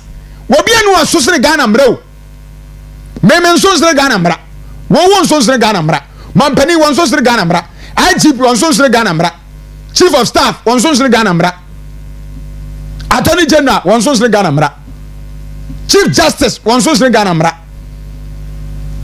Otumfo won sosre Ghana mra MP won sosre Ghana mra Assemblyman won sosre Ghana mra ordinary person won sosre Ghana mra. Nobody is above the law in this country.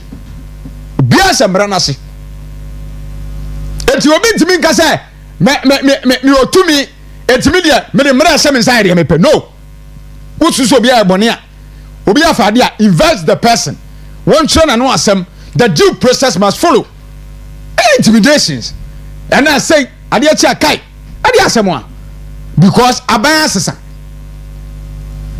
o tia se na no yankoti a health minister said no hospital under agenda 111 project is currently in operation. Yeah, we say agenda 111 no abana nwie nyina mate say health minister say $4.8 billion ena wo say na agenda 111 but ba kokura nsuo no awie na agenda 111 project makomako 111 ye simultaneously government ne ye no edu wa sa na beba it is a governance is a continuous process into obi aba no obi awia obi de sida na won so finish ni akuanim kobra mi taka na kasana do so dodo Dr.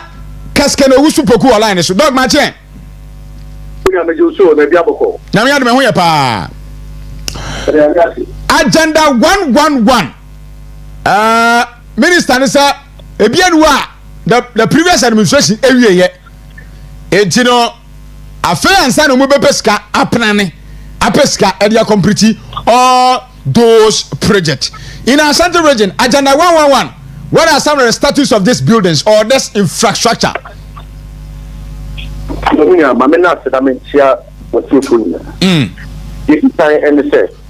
Minister, I think he's being very late. The customer, he's more interested in justifying the entire home thing than say the amount of parts you can wipe. Young family say a bino a year in India. And this is bad, and 1 month, 16 months. again. Then no my asafu. The answer is omuni jamfa. Another one. Obviously this year I'm going to complete 10. This year, but last year they were completed one copy. Exactly. So that immediately tells you, say, we need an one who model. The second issue, minister, when I began to for the commission to our central region. Of your what said, I may have covered recently, you call in the way to Israel. Okay, maybe a judge, a friend said, doctors, nurses, better can. And then the now Google it out. She didn't bring this to that. That can say, we still be a many people say matters about to happen. So how can the minister be confident and tell us, Omo India? Okay, say Omo V. Now, I can't be also with some contractor. Many minutes here. Now, can't Omo India that's on canopy. Secondly, can I say, NBC are buying bars on contrary to what promise on the recruiting nurse for every year. No, 2025, women recruiting nurse media.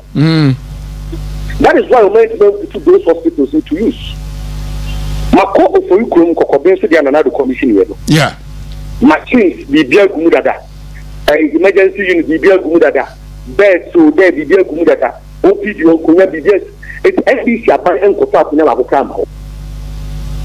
But for 16 months, I know a good day already to say, we are on call those sites, and on TSC. Some catch them more sentiment and for Kobe, the Furukum get paid. Almost so much work on my home, no more the even the security people at the place, they were worried to hospital and they are being able to use. And you get the minister coming in, you're going to say a cow. Put up a cow.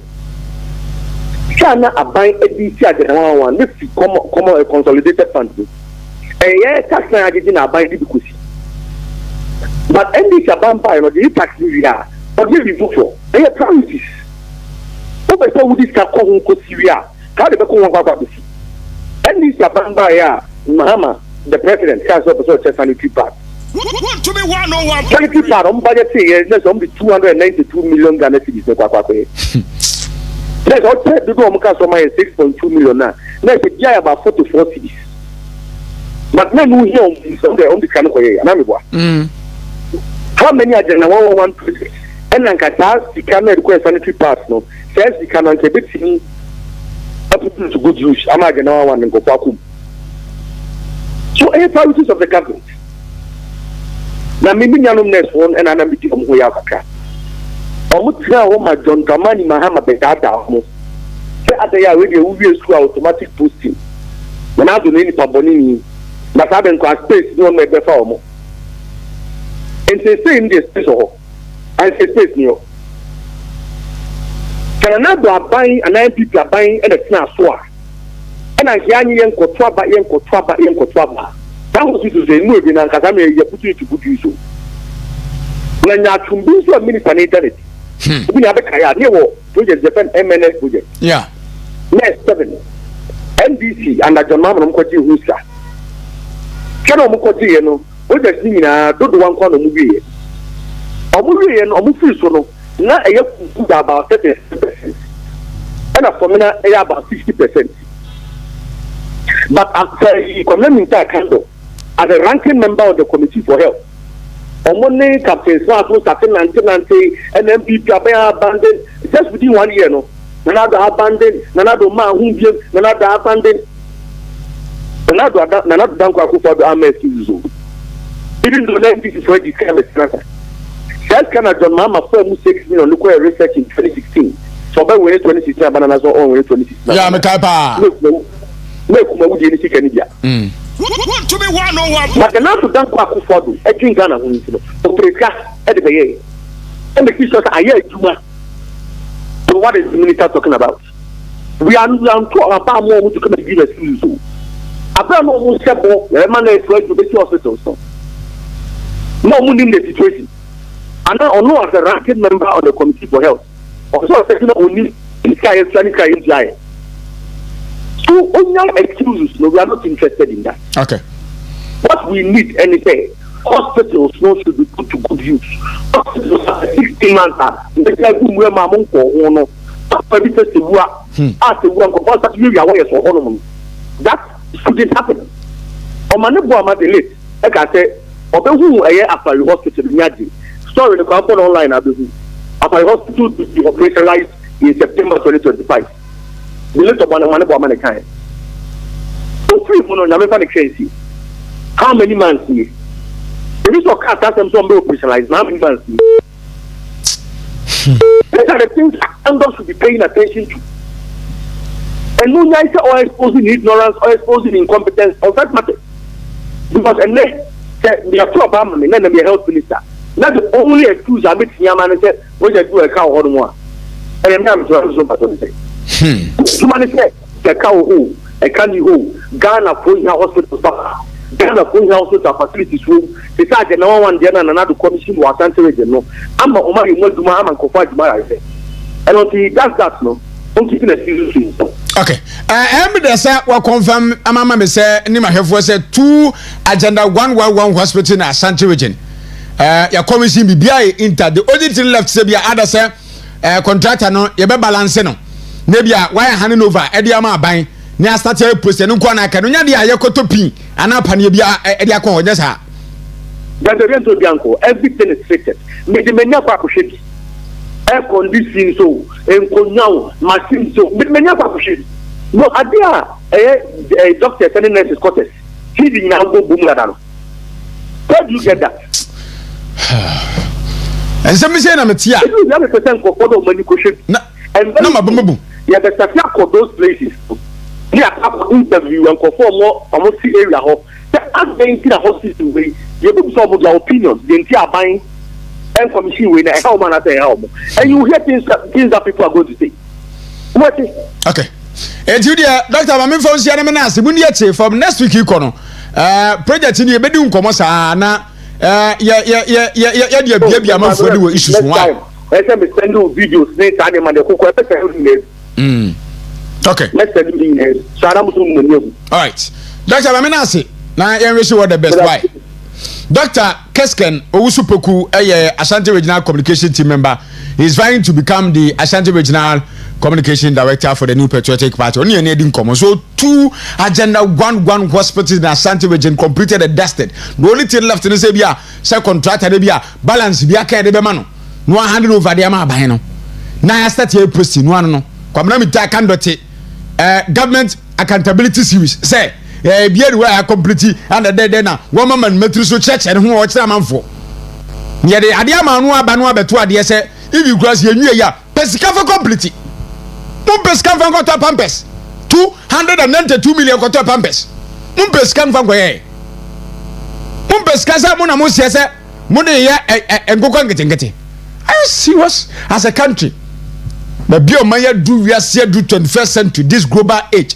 Na etia keka nkokọ kitinkete ene sa pre bi dwene digitalization ko abafa so ni adani kuro nani no eno no imata wanya polando on enti it's a very serious issue na amati say world meet in Ghana epese ekobi e from E on3 groups and the partners epese mbebo asante hinabaso bo asante hinabaso for the juma son why for as pillar of peace pese omede bona baswa eno so as times goes on no e be ya di nkomo na member of parliament ma de so mo tema central say Guta for Madaro man should call off your strike for the interest of this for the interest of Ghanaians mo call off your strike because strike na mugum no moa problems mko a na dia ba no so ya dia ma say World Bank nso abo ato force ya baso for economic recovery but to force abaso pa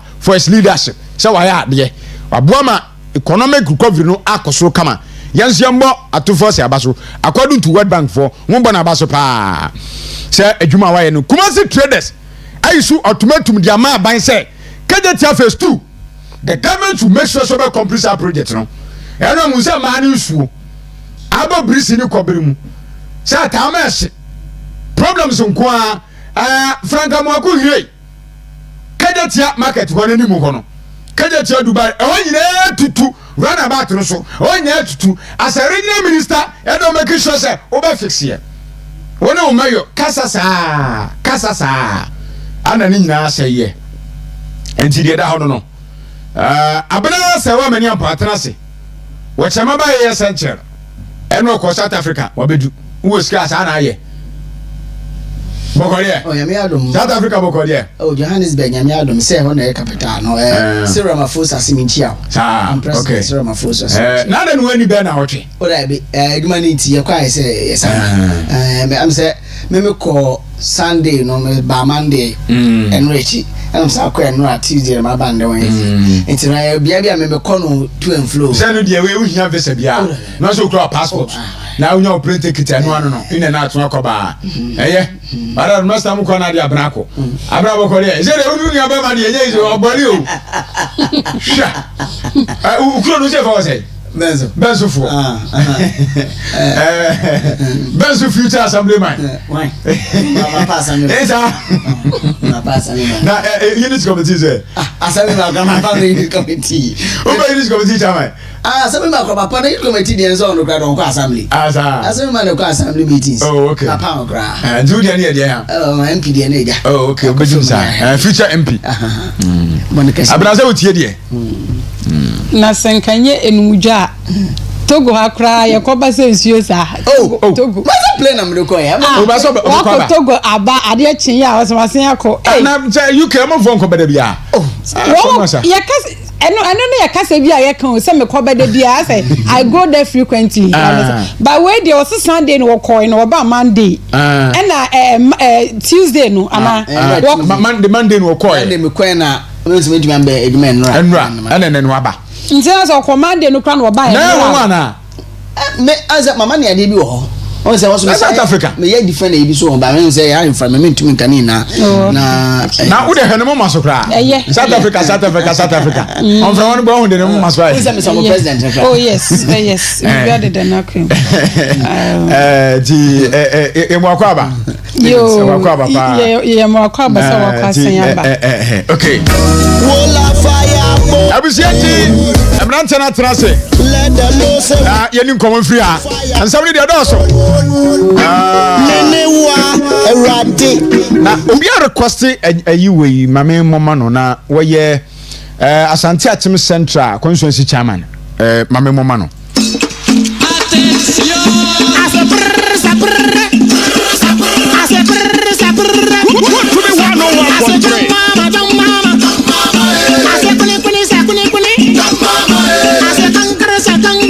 okay me be pon na wie dia ma o chama ba abna sese dia na ekọ yenwuro mansam dia doso ye sase free na ye nto aso kuanim anapa me enchi ahefo okay na menka se amana ne yebu no ahokoma akoma ton yem akabe 2 years ene abosome kakra ebe obi anu nsuo ntwa open yamfa wo ya ntram saa ona wo de na wo ye wo ye ntia me ho chiri me se ya na mafa ho na masaba ne ye ya ntia ba papa na aba ye kan ye but inde ya me no kase demonstration chechere ntie koso ana no akwa send video bi send me a kire se anesefo no even road map na ijera minta kando ene anesefo mpenifo nkabom kuo ekohia se modi 1.3 billion Ghana cedis na ka ne yede mu ne akyerkyerefo no ye behwe nyam road map bi ye be fa so aye de ye de betua o hyehyɛ wo bobo ebra no ofiri ase se obetua first month second month ne ade de am wo mo no even the health sector no obuso ye wa Haruna Durusu as a Muslim no edi no kraman ho a kyerɛ se sikane de wo no ni pedifo no that's teaching side no pedifo no fa bi am by request bi am by o metena ase aye road map bi on betua ka ye ne sabe so no eno ano beka so weden watch sabi wono no ko president ko betime employ 50,000 teaching staff and 10,000 and teaching staff making 60,000 our education sector but Otale na why financial clients had money 7,000 per on statement to make here no 7,000 financial clients ba utie ko onya happy ba jo video ni mame Buhari na do so video ni mame utie nu a ase ni issue with a finance omunya nsatere ana dabi Haruna Durusu ni ato force ma emunya nsatere mafiarism na mo ma wo tie Haruna Durusu bi nim no utie nu na se wonya happy and wo kasa se wo ka shebo 50,000 and a year but ministry no because of this 7 utie se wonya happy makasa Haruna unya happy ko presidential ambition quit resign to redeem your image. Sometimes open video number mama. Sometimes employing and recruiting up to 50,000 teachers across the country, but owing to budgetary constraints, we are unable to do that. The Ministry of Education received clearance from the Ministry of Finance to recruit up to 7,000 teachers. If resources were available, we should be employing and recruiting up to 50,000 teachers across the country. But owing to budgetary constraints, we are unable to do that. The Ministry of Education received clearance from the Ministry of Finance to recruit up to 7,000 teachers. We should be employing and recruiting up to 50,000 teachers across the country. But owing to budgetary constraints, we are unable to do that. The Ministry of Education received clearance from the Ministry of Finance. Madam, you want more? I know what you. I'm not going I think so when you're friend internal wrangling, no. Now, so no be internally. Sabi you teacher you no trade no. From Swaben why as I assume no consequences and yamane. Sometimes I say also be a bit chance open bedroom. And when no quitting no shouldn't be an option. What do you need? Oh yes. I say explanation there about me. I told my Kumas Matthias here. Some 2 about end this year, but you say me 2 about my end, some 2 about my end is so that some 2 about more na me delegate and I'm posing me delegate. That delegate I could ye how to do so me. But you make us what to about them because I am very, very fair. Pass a wire busabi. I say the happy. Yeah, my fear wa.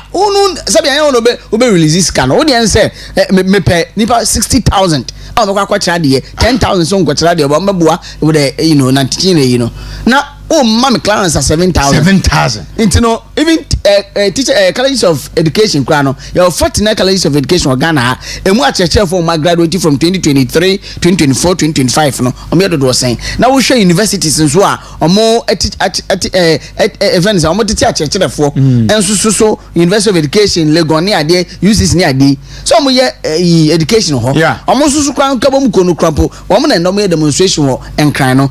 Yari Jessica the moon no. Yari Jessica de Muno.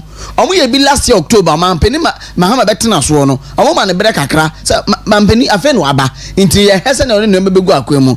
How reduce a push ya and push it into okay.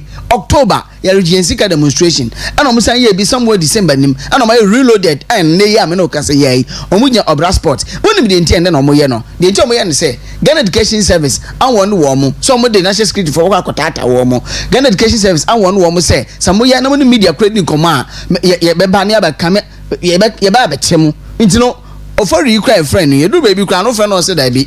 Is yan and quantis in Yemu, Uncle for friend one. I'm so national security for. Or rather, queer book is yan and the Becca social listeners. A do baby also the Yabatamana, me, Musa no, who can I abono. Into no the contact hours and Mokan was and said, my teacher need be a demonstration, my Ganamua during the contact hours no. And no neighbor who ten there is good for Amakan or Moye. But the clock room almost say, whether say, I was so moya no contact hours so say contact hours so omunim say you double track ho the teacher for no bebre no anso no school kwala no school mu a omo kire omo ade yama kwan kwase bi no school mu omo SS4 no nti no kakra bi omo ba mpo no se nipa mienu kra ye demonstration man yeye nti me de omo come akoma to nim abram na next one no so wa wi a me so ba say wure no so emu Medasima medical chair for nanope na mincha ma sorry for the Church of Pentecost. Okay. And one Mahama kwa sorry. I'm Hamani Assemblies of God. Prof na Pentecost ni no. Ono mi shada nim baby o. Mi so kwa so mum dia. Okwa sorry. Okoma mi kwa sorry. Ana mincha man nanope. I know kwa say no okruma. Sa I'm not Tuesday. Musa cars be so I'm not okruma. I want to answer. But yes, woman answer be say greater crib 3 points. Oh, okay. Yes. Musa cabin na me feature shim. The man says that one Mahama na so Mahama mba. Ati we okruma. Say say no nya Mahama nkrampo na ya wado convoy nanti o tukono no mu nyina to the convoy. Why you careful? Oh. Enti ma mincha mo na no pay na and then omo program na we were supposed to go but here the adwuma ma ye kwanti. Yes we are rep e wa ha sei. Enti wo so ye ka o so mo marathon fast enti ya na odo ho ahye mu bi na no pay. na me nkɔmɔ mpɛsɛ mi di yɛwura kɔbena minta kando health minister no why dey ne primary health care we na work and no balance no balance yes ye ba abalance na me ne kase no menya daje etie nsem ba ko mienu bi ende wo mo botaye wo mpese wo mo na me bisa say enye a duplicate of national health insurance na a duplicate the same thing a duplicate mentias yes see aye wo here national health insurance scheme I think this is coverage in 56 bia 56 yen she bra national health insurance scheme ye de baye na nipa 56% of the Ghanaian population and ye wo so ye wo ho amse mo de mahama cares e de aba mutual budget e de ko honom afa ye wo ho amse akwakofa primary health care no enso e de aba na me masem ba kwa me bisa e wo ho ene se ejuma na wo so wo e ba ye be ko house to house akwa check e den eno community health nurses so wan for no mo ntumi nya na enye wo mo ejuma no no immunization ne ye check am for vitals ne ade eno na wo mo eye enti eno no so ye be ye wo ma kan wo manifesto nties wo mo ye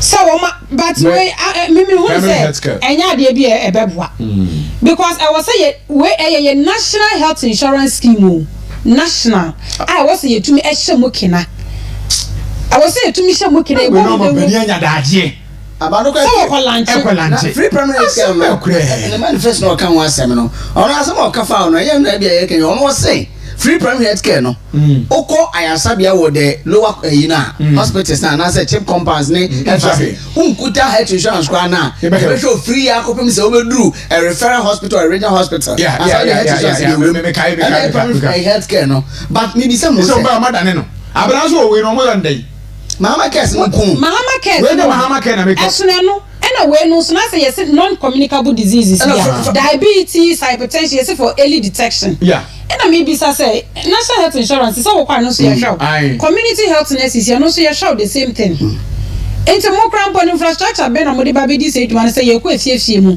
ena me bisa say community health nurses for no kwa wo sa wo mo bag na ya wo mo di I don't know ya fe nice say wo din bi first aid box na won say immunization ya eno na wo di na aye minu eno cramp no wo konkras na wo ne wo mo e wo ni di nkomo wo mo brankasa wo mo kwaje se no ne de hye wo mo school bags ntitiri ni mema no anso na mo de akwa no kra wo mo enye bi wo se ye mayani ekọ honom no I say I don't know so wo mo ye ka so mo ni social intervention policy bia no wo mo force ya no wo mo so mo tuni create bi dia because me show wo mo logo kra mo de ba ye no national health insurance for logo ye yi e no mo asesa na ye ni green eno masesa na ye ni green yes menya fly na asa NMC afo no yes ente me matwe ho a me se menti ase asa o man ye nse de ni baby aye ko anti me ba to me picture na ma mo nti mo he na mo project my why na asa ye nse de official launch free primary health care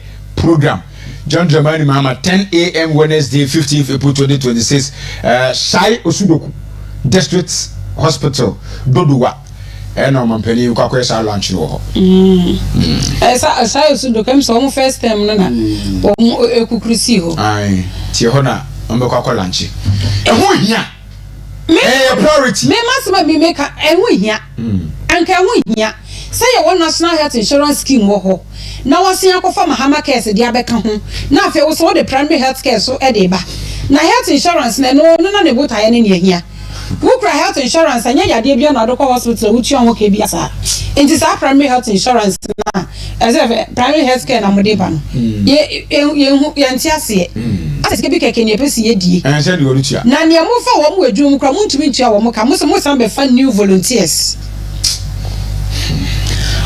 enti nka volunteers na mode be fa na de enti na community health nurses so mo titi fie yi mo fa wo mo What was abai no ni direction bia go down ese John Dramani Mahama nti ana na okwe lunch no nti no go that way any health insurance dey so the same thing kala na dey asesa no kala na dey asesa no photocopy copy and paste amemo be de president die eduru be ni esua editing here by ya utumi twa obi tina de ese obi console no na enim na Mahama ye no so AI no on put na even AI dey even editing say we photographer for bebre no ana akwadwere ntino on show suit uni suit kwa no apen foni a ne pa show suit no we twa wuti no this so oye na dan crampo still na no we say kon no problem kakra wo so we say you ana abem aye kese uhuru na de ba ku ye me na nka from but ye say wa ese gina brochire ohunu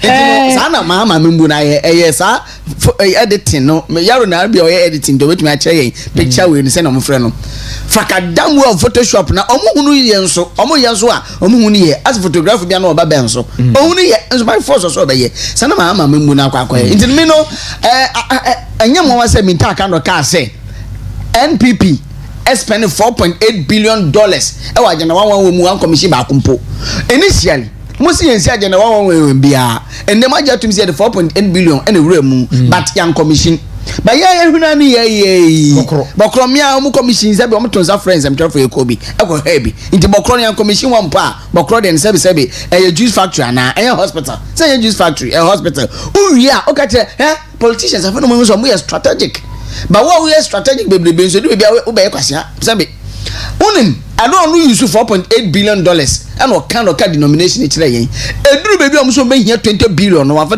denomination na show I say be here 20 billion they to me they are finish ni na jana $111 or cedis and fan show it is the one we hosting no as the friends Evans and the TV3 what you know with ya but so the blue no so 20 billion $20 billion or Ghana cedis.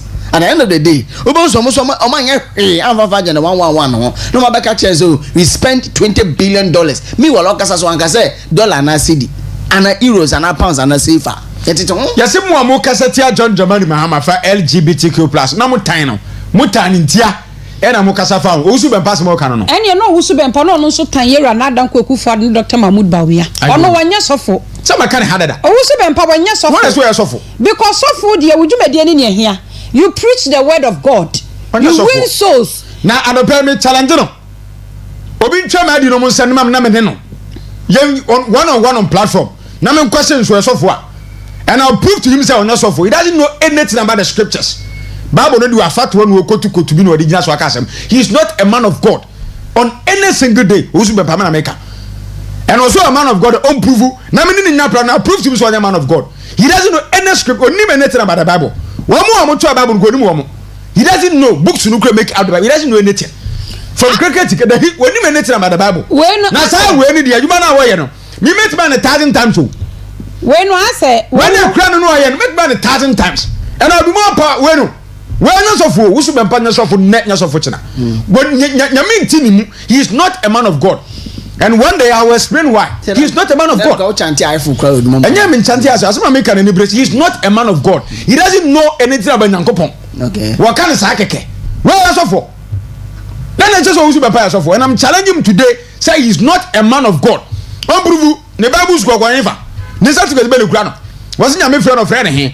One proving why he is a man of God. And I also prove to him that he is not a man of God. Say yes, I'll come back to it is now so for an here was so for your friend. Papa didn't you uncle Bible school but who's so crazy? I know see another chapter that time. You see, he is not a man of God. Also the pastor so for Gabeka LGBT wa say wa be kabi ati o man pani bia no na say wotan no na wo kabi cheku fuado na wo ye there. Okay. Won sabu pra tete asofo no. Woman ko asofudie school. Fantastic. Nanso woman ne ye ne woman brabo mo boy ne nyame asem no mo ka na nkurediam chisampa nipa we no nyame asem. Aye sofo. Nyo no mpo na wo so be ka kire so ye sofo. Enso na woman brabo woman we chiro that time crampo na social media. Enso woman ne ye nti ye ti woman ka we chire hunu sa sofo bi sha ha. Yes. What you say? Owusu be empower nya sofo. He is not a man of God. A political platform that woman create omo de ye woman politics. Woman de nyame asem akata so. Enti me see abena de sa ne ma we de o yes ha. Wa make me sika ba gu nyama wo. You see nipa what you aka no kre. Na ye free. Let's go wo sofo be ya. So. Because sofo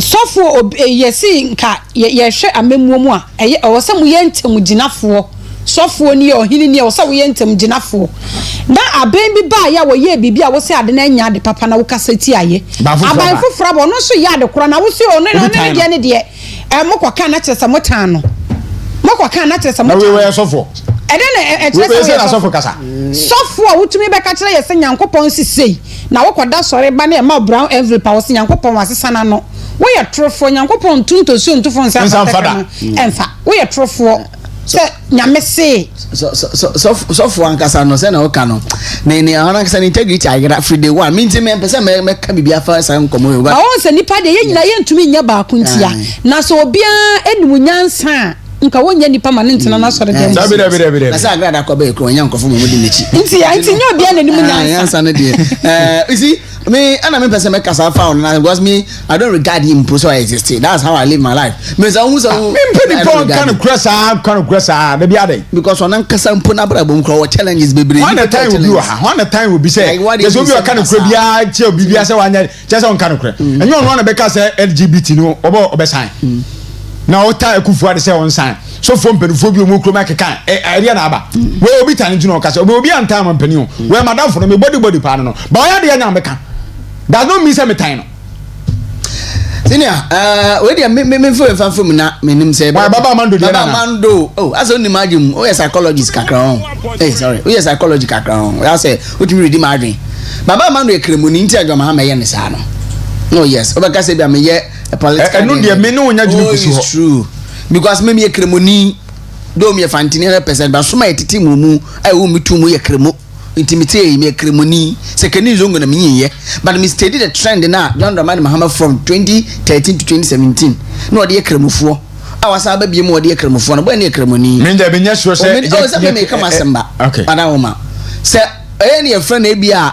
bibi din bia kam ye sure say ka dey ne de be ye no Yakubu e fa na ba ka Yakubu ntino o kremoni but I am was say me yan so say kremofo bebre no anso ye koto aba na mato aba de ma John Dramani Mahama mo steady papa no ene senia menim obi ahwa say be ofa bi ye kremo man kodwene Kristo obi ahwa ba kwa say bibi anything na me steady ne ba anything kremo no as papa no anything je ba so no we no kremo no nye kremo ni ono ye kremo da am say papa na ono ye kremo da kremo do ne nim kwa kremo you see inti me I am ya so de boy ne fa so sa na ne enko na aba sa picture no meka wan say me I think say last week or so una sa security di nti no dia na akwai say different won asem mu say sebi yo ya penti obi gay na yi na sebi ya start say friends am do kwa say Jogina Sam nti me no mo friend Jogina Sam na me ko sa picture no nti baba man do no e popular ma anu ti e kwakere no ana ne kremodi na da no so nti na e kwakere no because ya was some agentfinom some George nom ya was some phobia mo ye kremofo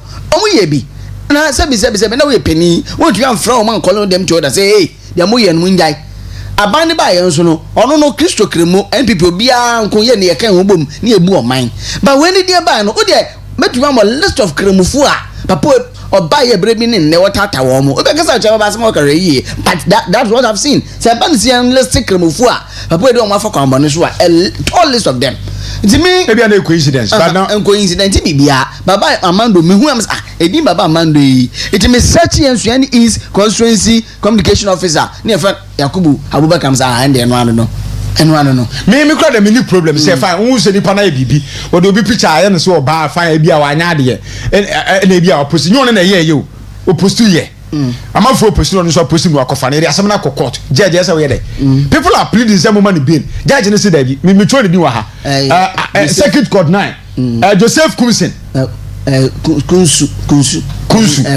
kunsu any lawyer no so Kunsu okay Justice Joseph Kunsu o judge a piempani a wotie mu otem you see na me nim say we are judge I mean you say the bia na say political lens sometimes you look at the case or the case at hand no make a judgment so mu jaba ba man no be interfere with investigation a judge no investigation one more question ko forensic audit picture na ho keke forensic audit I would them forensic AI generating no ko them forensic audit sana AI generated picture na circulating na baba man do ko post bi AI generated mo ya we into forensic audit ben ana forensic den Mokoye wa picture no. So when the design ya na say. Say maminka ekrom ha wo hu. Inyo na design AI. O me pese o me say o for say the Sunday design ya na say de. Ya o time pa o. Ekrom ha yenka no kro.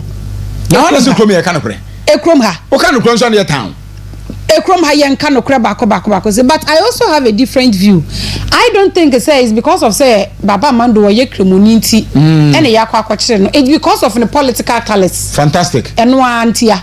Young people, and this in opposition came from. Oh yes, because when Yera John Dramani Mahama was in opposition as a statesman, obi ya de na enya de pa emebu no. One was a wutu yemfo na yetie because baby wadri wokasa emebu no ye den yetie. Enso nya krom ha se ne ye wo. Ena Maleke Basintali no mu nyina kan sam edi egu. Yera na dan ko ekufo Dr. Mahmoud Bawumia ho. Chesa 2023-2024 numpo de omu yero na dan kwaku for the sinchan egu Dr. Mahmoud Bawumia ho fi e kan sem a enye nokore e de to no so e wo krom ha sei emfoni awodo ye yedi gu omu animutia e wo krom ha ni nyina no wo mo anka hwe. Inti does that mean say abanda da na we tolerant pa ho no pay na me share video baba akufo the video wantie na enkwada ebisa ne say na mama ne sisi e like oye ne den akwada kurampo na tumi atenke akwada fast sensem bebrebe amanfo ka na ye tietire kurampo ya na ye ready ma ye ntumi na wo asam ne fa wo ho oso me dem peso obi a ho to no peni de den ya nso hwe ba we beka we Ensuera John Dramani Mahama ene ni ministers die omu ntumi tolerate ni omu ye editi abandada no koto de ne bojwe ba ye kam what say eye denya samotina konwe so 100 years korampo na wo bekom obi aba osono so de yesi ne ru mfiri ade da osono se de ne tirimu ani na ye koka maka say politics of tit for tat no enye na mo ye what the way you muso the Christian council for ne sa omo okromia omo afuruma ye manto omo bi omo no e beto fam to omo ntumi nkasa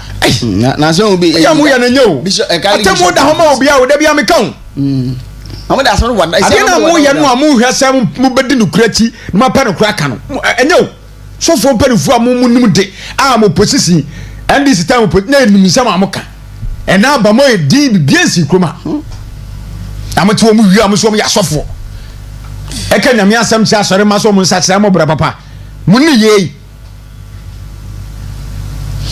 no de krata ba de no mo de wada na so mo ka John Dramani Mahama His Excellency on signing anti-LGBT on he no mo nya ho aduma no njai so say enye the priority no njai ne yi a 3 page ye de eden just tell him in his face Mahama o say ye boy ebere and they will so be the boy no so we are telling you in your face say the boss and so just 1-2 paragraphs be you are good to go 3 page unim say kind of yan park en kanti me do me na yema akwadwere me dem jade to na kamo kali bishop conference nsema mo kafa na do pen so mo ka chance one sign ni ade and then mama obai was so government sponsored o say be private members bill some be just sponsored be me see dem ye ni na no o mo ya akopem say because say private members bill na obi so be court na we ni ade na se ni na do pen so esi ye no na the same thing is for John Dramani Mahama pen so me time o mo call ye UN election am ko to so aba mo ka say they are neutral o mo ni be mu gina no e wala ni mu say no these people me sure some best and idea no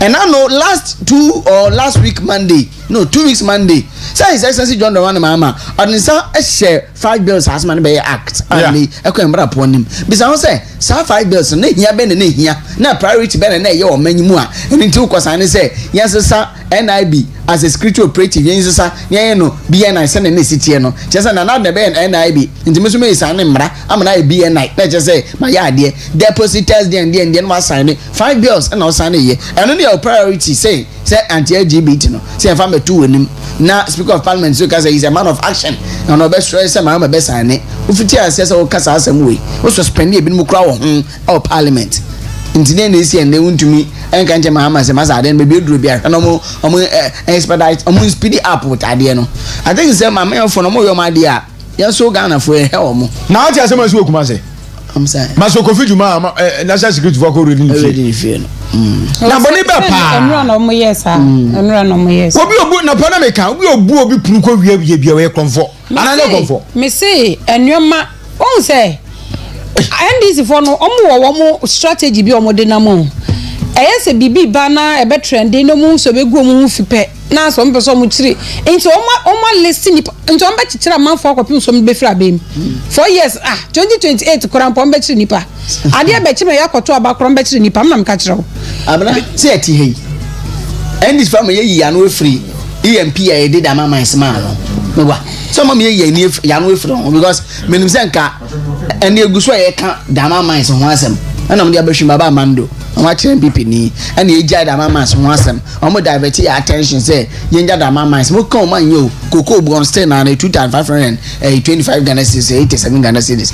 Mo kan man kon mo ya bibi fufuro man ye bibi fufuro mo ji baba mando man chi no stay na no engineers and planners omo nye mining friend me water ko ina me say omo supply logistics and ma gold face ni golden star na asefo engineers and planners minimum warranty boot and omo supply say be omo supply enyo bi eye mines ho nyama me hu so omo de excavator ko say minimum krom ye blasting cradia and as mutu gold da inje den engineers and planners ye je azuma resource for a concession or black vote and so ma wo mo ye nte ho asem so omo go twin de ko si sen nse ma dida mama nja ma wo mo e be do kra na go da say omo fo so mo ye fast o so mo di guard man dada ani ye be kan ha say isa dama mines ne kwa mafaso dia engineers and planners ne ntwa yi ni 3 days as a 4 days ana minister muni go mo se fanze amakofu ai what krata aba ye say o ma bi tender 5 days $15 billion concession ya the 5 days pere bi na matam ni ya say Ibrahim na ha na we wini na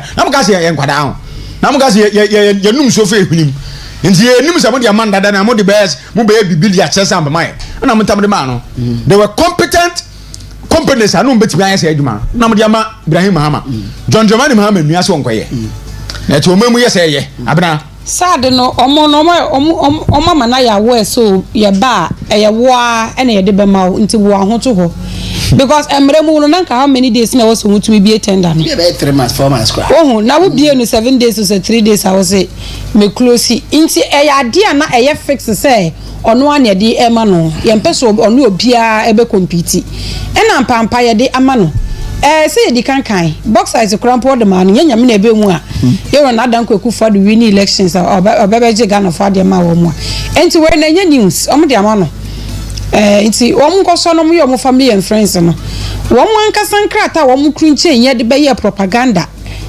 your friends say the achim ho for book no ejapade document no enya no akwan so na wom enam yi enso ye wo Kumasi obi entumi ankwehye wom egu a whole tribe ehu fi e wo Kumasi me the ekosu na nse na obo ni na makofi gwa na medi ne ho nya pa se as a westerner elemele Mugabe odi enka kesen ka odi ye no wow ti bibia be for western bia no a entwa yi na ka wona se wotie mu we potential president but omubo obobodi ya mbodi anfa nka ho sa won so se fata banka se be atofo se fata mbodi a se ka wo amakofi gwa na se fata kwara because as the energy minister then ebere bia be se nkro what's some party na che amakofi gwa also what's some party na che in the balance and natural resources minister wonim die wo politics mu ni amembum na wo soro se atofo sen esefata se ni dimba list so se obe flag bearer ma NDC amakofi bu na wo bro so kra o ana de make mu no me yadwen amakofi bu abro so kra but western region na ka wo anka nei ye need am so go betumi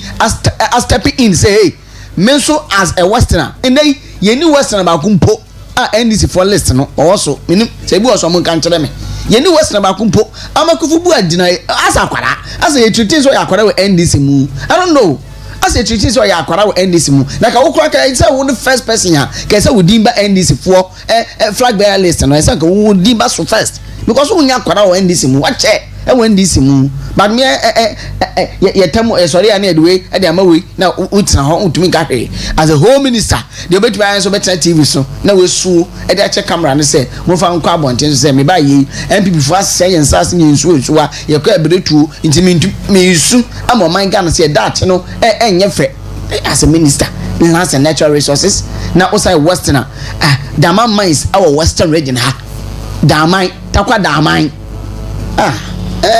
Just say your resources in a did ama. Nasa Ibrahim Mamma near the amount on free ha.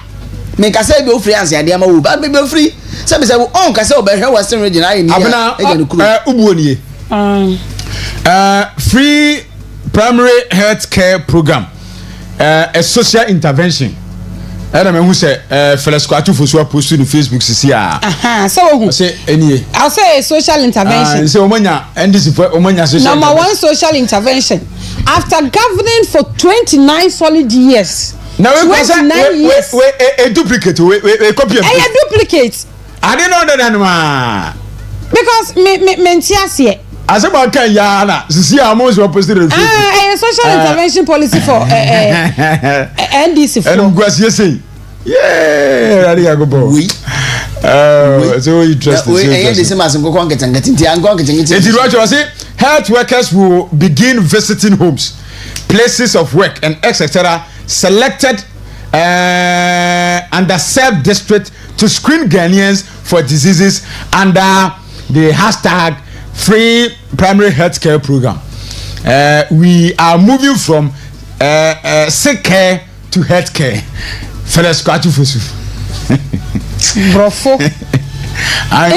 Inti say no crane says adia omudia be nyanse bi eni yento sabi nyanse bi eni primary health care na primary health care kro yanti na yesisi chips compound yesisi chips compound man nurse fo kokoguma wo mkoye adwuma inti say wo mu dwumadi eni ne ahia inti community health nurses no wo mo betnet na wo mo offices ahodo na wo mo ayede wo mo ebeye hwan health care inti nka ye wo heya na wo maba say yesi me screen no me hwe so moja wo soro na say wo fam so wonya hepatitis and say wonya diabetes sa na omo ebeye no asembe krenia o say this for manu emienu afene mate ade ya asem omanu emienu o say abena kakwa na meka say mama yesa na okan no and one kan say so aka kire say so wo yare a call the nearby chip compound and I say health center okwa kwada ho ni screen ye hwew ye ma unduru na kofie entiende mo the ice chest say na me friend no edin do primary health care has been part of the system,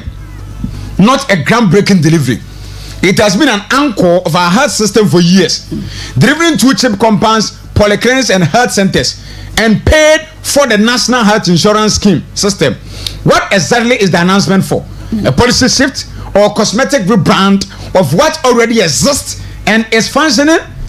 Will be supposed that what the abanu opoku ya omensa edia what the aba enso eno eji yemfansia na ye na hombra na mini ibu emetua so emfamfiri ha 24-hour economy.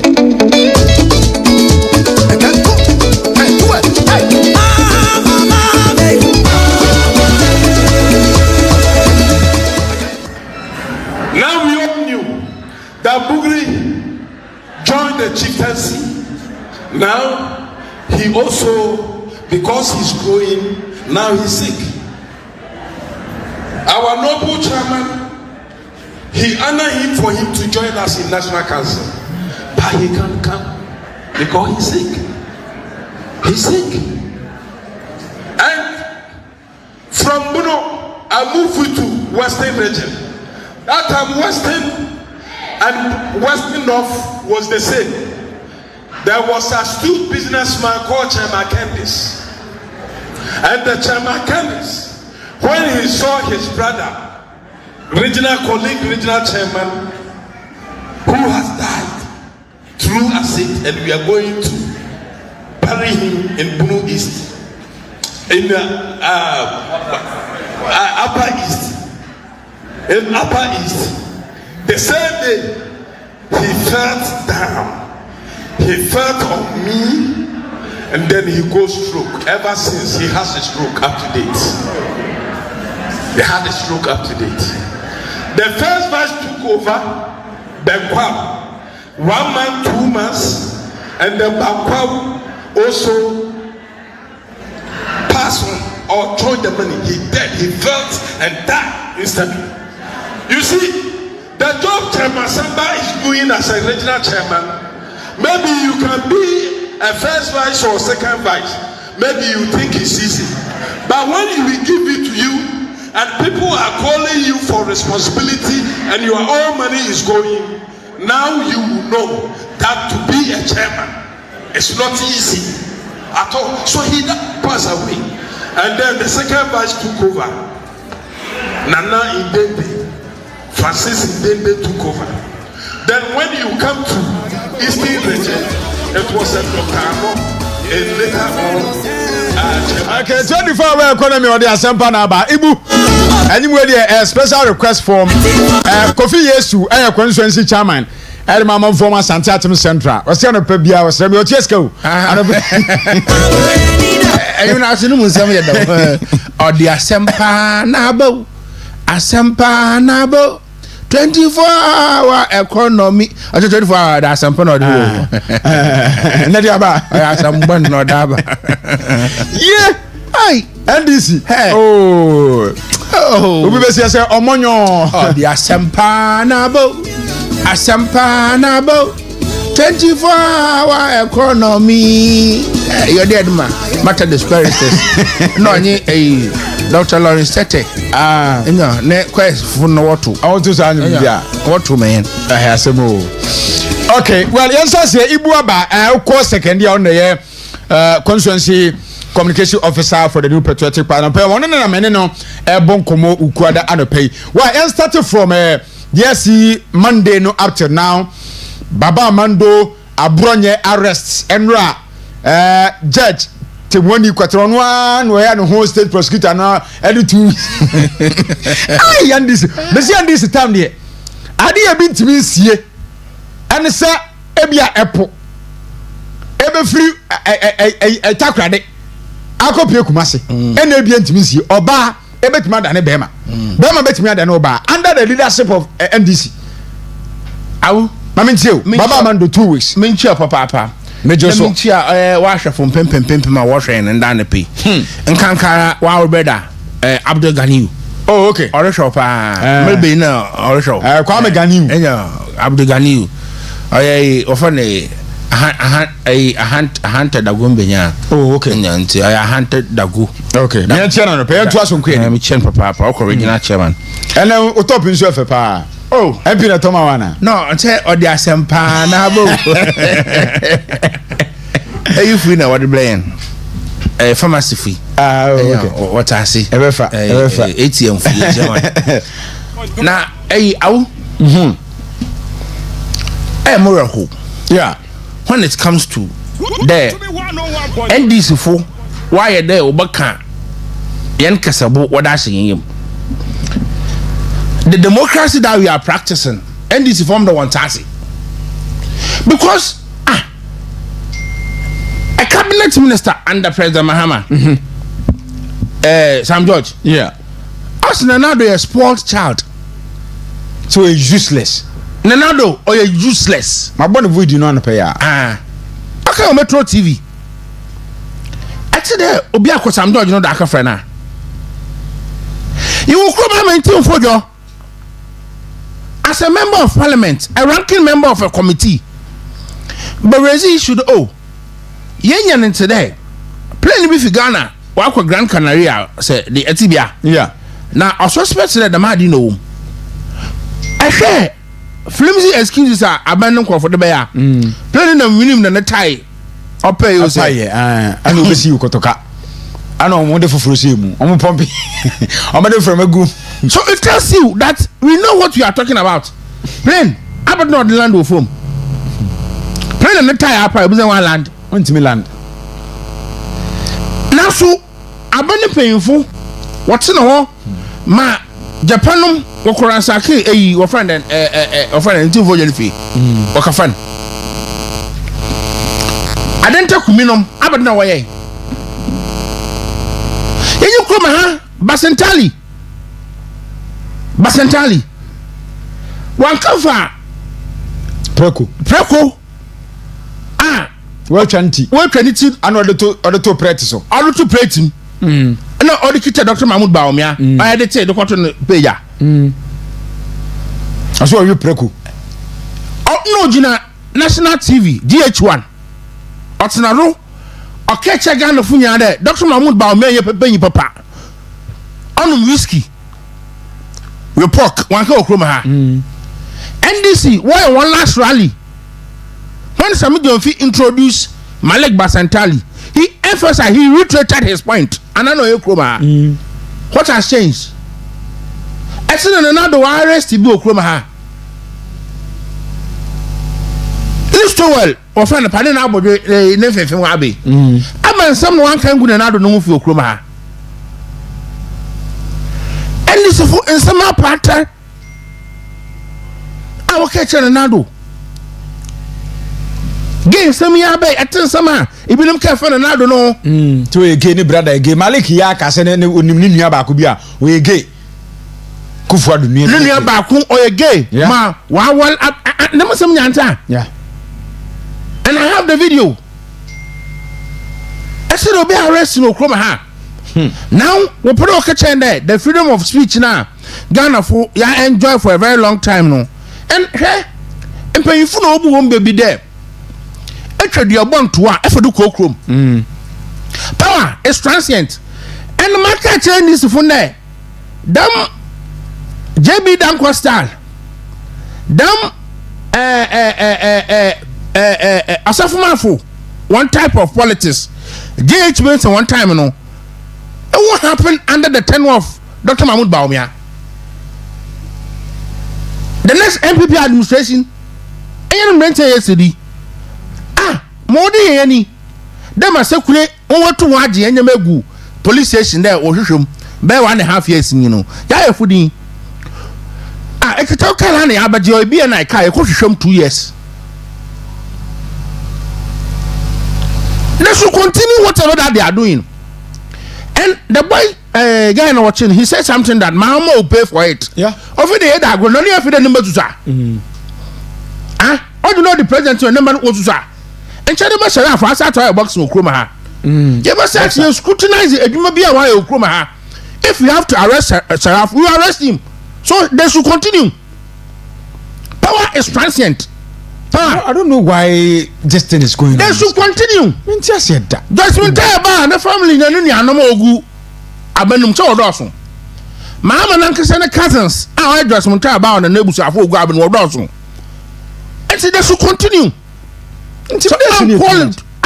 Because how can you tell me that a civil case, not a criminal case, a civil case, civil cases, defamation of character, Nadinya, over being court to Kroma. Actually, we're jail because of defamation of character. We are reminding that. And then him from what the mad no. Why one who end these judges in Ogu Kroma? Bad. So bad. I mean, because 2024 President Mahama Kishia judges lawyers and this for no catch one day on our Baba Park Cadbury members and these judges will go Supreme Court. It's 69 no do maka ho and see who the judge you lead up a promotion the promotion do benya no nya wi ankeda we chimo ebu na ebo papani di no okroma ha another ebo o man krinya na wa ebo achibidi ya police yi payin bu okroma ha ebo wudin ebo ni din there o man kran na no me na ye nya asampo okroma ha eya obi anyi wo bo say name no obi abo hu sisi ha enti mo way no let them continue enye we need to travesty of justice let them continue. I must say yenye kon ye be kan wo mechichi yen nyina ntum now what triggered this issue? Posting of a picture. What triggered this issue? We're in this country when President Mahama came to promise us, told Ghanaians, told the clergy, even Chancellor Wusu no ye dwuma say kwada come di wo teacher for na who co-host wo Untumi station kuri Kofi Asare ama asem no kan na ka fan abenti otedam na ma o eja na ye na namba na ebusu afunya ho me se krapa no ote krapa I say wo from enya tututututu na e ma mu toni mu nya we ntosi atogu we kodu nam ha we koko nam ha mu nya tsabasa nipa ba achem kwa ni atutu e be fa de keke like we able to invite him. I mean dancer na me yanku bi like the way and manner yoko no nye the state agencies over from Nkofo no ntiase da wagenda mama Nkofo eku Nkofo okroma ha because if I have a license gun and say invite him ewa da matina hey na ma ba ka asem na fi do onya abodwe some mom Now from Ibu de original CID and I bring na akasembia ontwe. I'll come because I'm not above the law. Yeah. And nobody is above the law. Yes. So if you tell me another ankashe na mukofie mekada na so la machi 1 a.m. na manyim na efuno okukrom 1 a.m. na mo license gun. Oh, we shall see. I'm going to have to defend myself. For sure. Manyim ma phe na binim lo bom pu na mo so shoot e bia na na ba sa. No, 3 men down. Then we must start the nyansa because many me you me obi alunko baby ala debi obi ala na me promise baba man do hen wo ko akwan one passport kwamnya so obi hen wo dwane akọ obi na wo se picture ye go forensic audit for to picture ah obi di AI generated how can you me just say me ntiase kroma ho AI generated o ko forensic audit baba man do hen wo ko I know this guy. From way back from Sudan. Passport woni bi. I should put bon wajim and pibia. The man died. So why do you have to subject Njemabi to this level? Why? Why do they have to subject themselves to public criticism? Who say many free? Me radio adwuma man na court me report to court say a lawyer from court to Baba Bonti abe speaking the voice out about the conduct of a judge. This is the first time who have no market. And lawyer by one. How see CS ni? Who be that? Criticize be that. Na say what here dey see court room no a. Masa ho bi kura na bia. Uni akoko. Yesi judge no no conduct oda de no. Hwe the lawyers me enu aba bonte meka. Ya bo mu video see afanya market cramp akade. Upon what friend for contempt of court. Pronounce to court room no ka keka na adwen judge no. Because how can a judge reduce yourself to public ridicule? For what? I can't corner no so come a judgment animal kingdom na. And I change this one why I wanna drink there. Your friend and this are turn on over say why the Howard Webb? I only demand you in a Liverpool match. I am you in see one not some you just was say no I send if you attend a good even a young win. When you know one verse when I say NDC t-shirt. Nanka a judge. Oh, whatever. Civil case defamation as same way there's no complainant too. There's no complainant. Yes there's no complainant. Picture no almost secretary of say AI na yes excellency John Germany mama o man pani and a fellow scratch for su and Sam George and the other person ka ho ono ma do nipa na address wo so mo ye ma mambo bi rig ni ande access e ma no ma AI generated no security ano no nso ahye bie. He's not the one who called on the Sadia. There's and I must say, a forensic audit state prosecutors and say, some 2 weeks. And Van Gossa auditors, Muslim and social media, and so I don't go to a pussy. Come to the court to know. As I'm catch a judge and say, I'm social media, and so, and you know, I'm going here. I don't want you happy to me, but there's no complainant in this case. No. So, case any complainant, no. Do you have to even say, how many panel 2 weeks? A case without a complainant. Enya. Abu, say the tangential that we are trodden on, Abu, if we don't take care as a country. President Mama son kan hunda won bank kremo. Me ko de enya ne man kakra ba kra ne ade na NDC party so mo ho for members so mo ho. NDC members they are there. Nti me da se ma me bi kan yo mo che baba amando no. Wose de wono wose wo MPP wo power no mo cassette ekufado ekufado anchi obia na de mahama no nyai because oya won de woko oya de tia NDC party no because wo yesa esabe na wutwa no wo ya nana kanka bia sebi ontuma ene beti ajanan na de kwetena badwom ekufado nsabe no manka ne ha awu hwe now why won adwe na wo de won esi NDC MPP communicators no ndo. And so I said, since why I don't to the extent that they are going to tame Obia. Ekasana why there? Assembly 1 2 1 one feel the assembly can one pay am one pay. This boy fancy comedy. I would know eh. Uni person. Me you know unu kwa homo. I Afro Accra the sec at the senior high school. Not to me make you work quick man. Fancy comedy. Not to quick me ya. But me atia baya bakonya so. Etimi tia atia fancy comedy. Now you a serious government. Now when I make us a civilized and a democratic nation, and I want planet as I so be the One of us had you all time. Fancy comedy. No question fancy comedy. Na didn't know what to do for accident. Fancy comedy. No who be enough for state resources. Aquatably boy. I'm saying this country, this government is not serious. Now say that because you know, we want to because you this guy. Now me have brand here. Now see two panels say I mean wait. Here be a soldier for security apparatus ko tia boy. I am comment me say banku mu atam na to atomachi. Stage 4. Akwa say na akwati da ya akwa ka de enka. Are we serious as a country? Case we could do then. Na me go do then. Akri say Obama pokwase. No so da no okubu no pon bia. Wone na yire ne da ho. Enya okubu no pon. Wo fa na bag do wo bu pon no. Ono na mesi na am e bene from bag do na afani a. Mo license Ghana. Moto because I'm Roberts what half a back door. I'm Roberts what half a back door. Enti what to biena ne basin wo gua. Actually be you invite the person daytime. I didn't talk to me. Okay then. Asam no kwado court. Na we hu there. Judge and lawyer na asam no hold asam no. We kisia. And what judge you court in Bremu no so. One standing orders na one bylaws be or govern and now obon bra.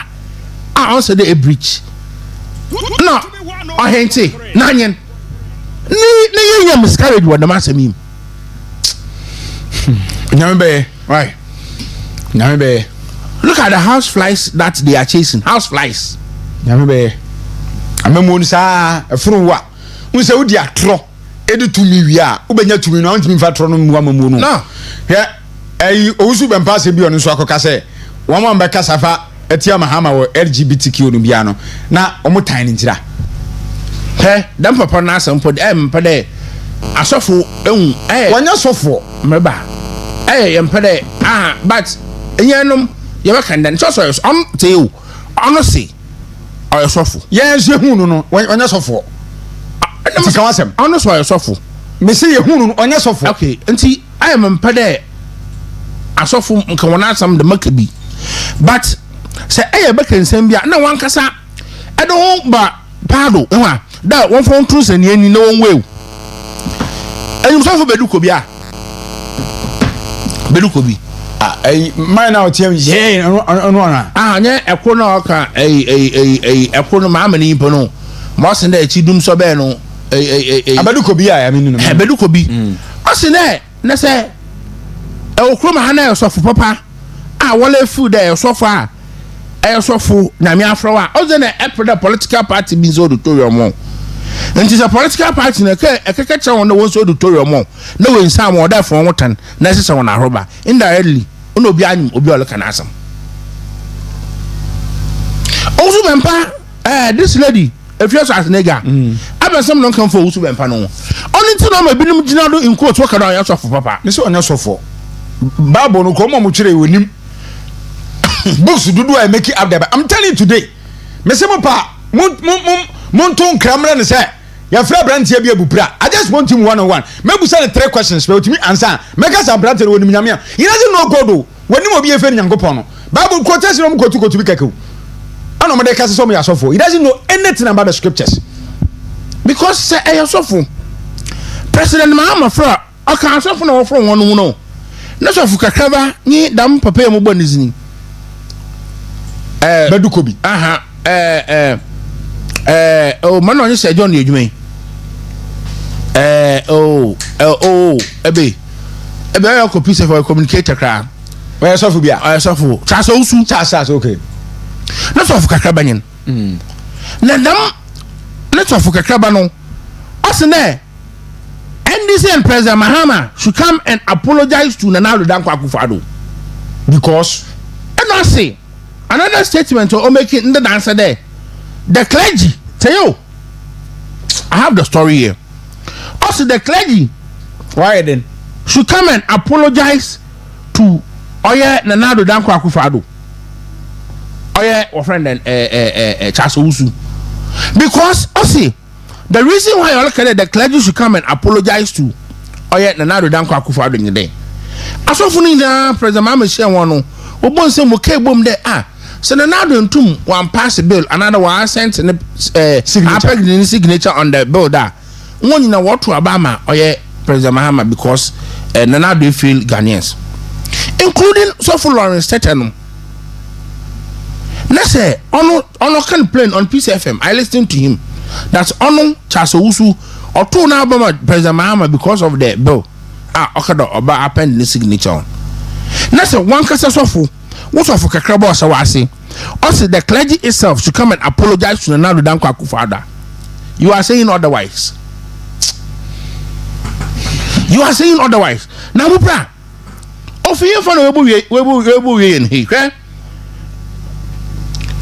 will vote against MPP if Akufo-Addo failed to ascend to anti-gay bill.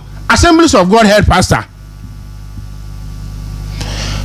The head pastor of Victory Center Assemblies of God. I don't use Assemblies of God. Tell you remember President Mahama Chapel. No, all shares of cast in the of Assemblies of God Church at Gosu in a half. Dr. Johnson Yametumi has admonished that then another Danko Akufo-Addo want to abenti MPP because what happened in signature on the bill. Abu Prah, may you say Assemblies of God for so we issue our friend then statement or about last week or last 2 weeks. There, what man paying about there, our friend then school Lincoln University. Yeah, one man paying our friend then one we refusing doctoral honorary award now. Ask yourself, have you seen any letter from Lincoln University? No. So Assemblies of God, I'm letting what we're known for anybody. And so the Assemblies of God are so full. No one criticize President Mahama. I don't know Akufo-Addo, sorry. There, what to abate because of the anti-gay bill on one side. Now, even say when the Akufo-Addo no faulta, Abu Prah. You come and Richard the last guy. And now one doctor be here. What's that some local court? What's that some local court? We bought some no on 9th December 2024. Now you have to a bump away. No, 10th rather. Now you have to a baby. It was Monday. You have to a baby. A banner you have to a no. Not the 8th Parliament and also Wegu. How can the president append the signature on it? And see, if you blamed the Nadu, I think the means for me. Our President Mahama, Ekisia, oh yeah, our friend then Clergy. I could tell SMP. Also, I don't know probably state sponsored bill. Anima, okay, check also be state sponsored bill. Then some be okay, and some no. I won't know your draw. I see. Let me quote one. I see. In a meeting with the clergy early 2024. Mahama stated that, and in quote, I quote him, a man is a man, and a woman is a woman, and that same-sex marriage is contrary to my beliefs. And now, nankasina no mutuo teo, also so, motra kubi so okay, I and I quote him, I will not have no place as LGBT plus will not or LGBT not the plus will not have no place in schools, community under my administration. Come to think of it, when you can say we'll go to school first term, teachers one manual education manual about the children. And you know, first week in watch LGBT one yama indicating that same sex at the soil that's what Boutin put there, a pedestrian young another pede, a catch will be there, a BCA instead of the Ebina, a 2 year or teacher manual what the child them. But President Mahama promised the clergy that schools in the community, the Madi, Abadi, on year under his turn on the missing BC.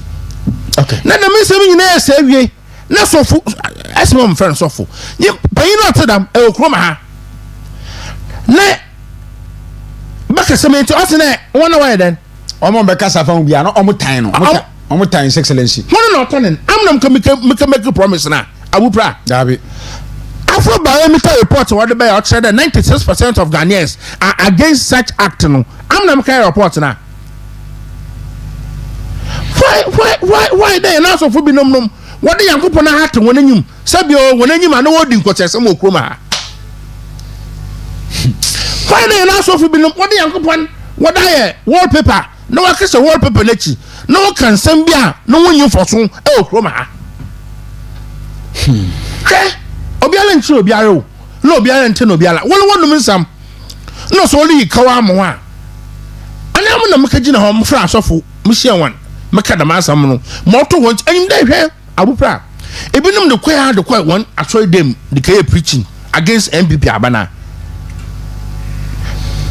ebinum kwaya ko masalachi na mosque what kay or friend how do you call it Juma Friday what the MPP abana Mate, Ibu, you found Uncle on your share, teacher Chinese for ya, and they almost pleaded with the government, say, Yema, almost posting. We have about 13,000 empty classrooms that need teachers, yet only 7,000 recruited slots have been announced, 4,000 to be recruited. So, Sarano Pene Papanakasa, divine. Now, yeah, Nipe Goofy Pa, a buy automatic post ya Nejuma. He says 7,000 pe. You see, Moyasa, yeah, Moyasa, Mumma, or more politics, or more for politicians for serious. You see, you must be a man of your words. Because of automatic post, you prefer Nipa having a do 50,000. You buy 7,000 penny at the amount. I know Moyasa. I will. I'm into you. Enyim, the minister in the fire banner. The minister Nankasa na fire ban ho. Na fire ban, there's a power play between the Ministry of Finance and Ministry of Education. Omo wie teacher training yesi of woman, omo na yesi omo bear the consequence. So our nature of abano, apart from the power play, I chanced upon a video.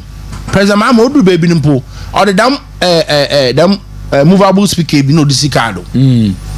I don't know on your school for the casa. I've watched the video. Okay, I mean a journalist talking can or shadi them. No can no managers I see one automatic postings. Never say wouldn't automatic postings no why you are.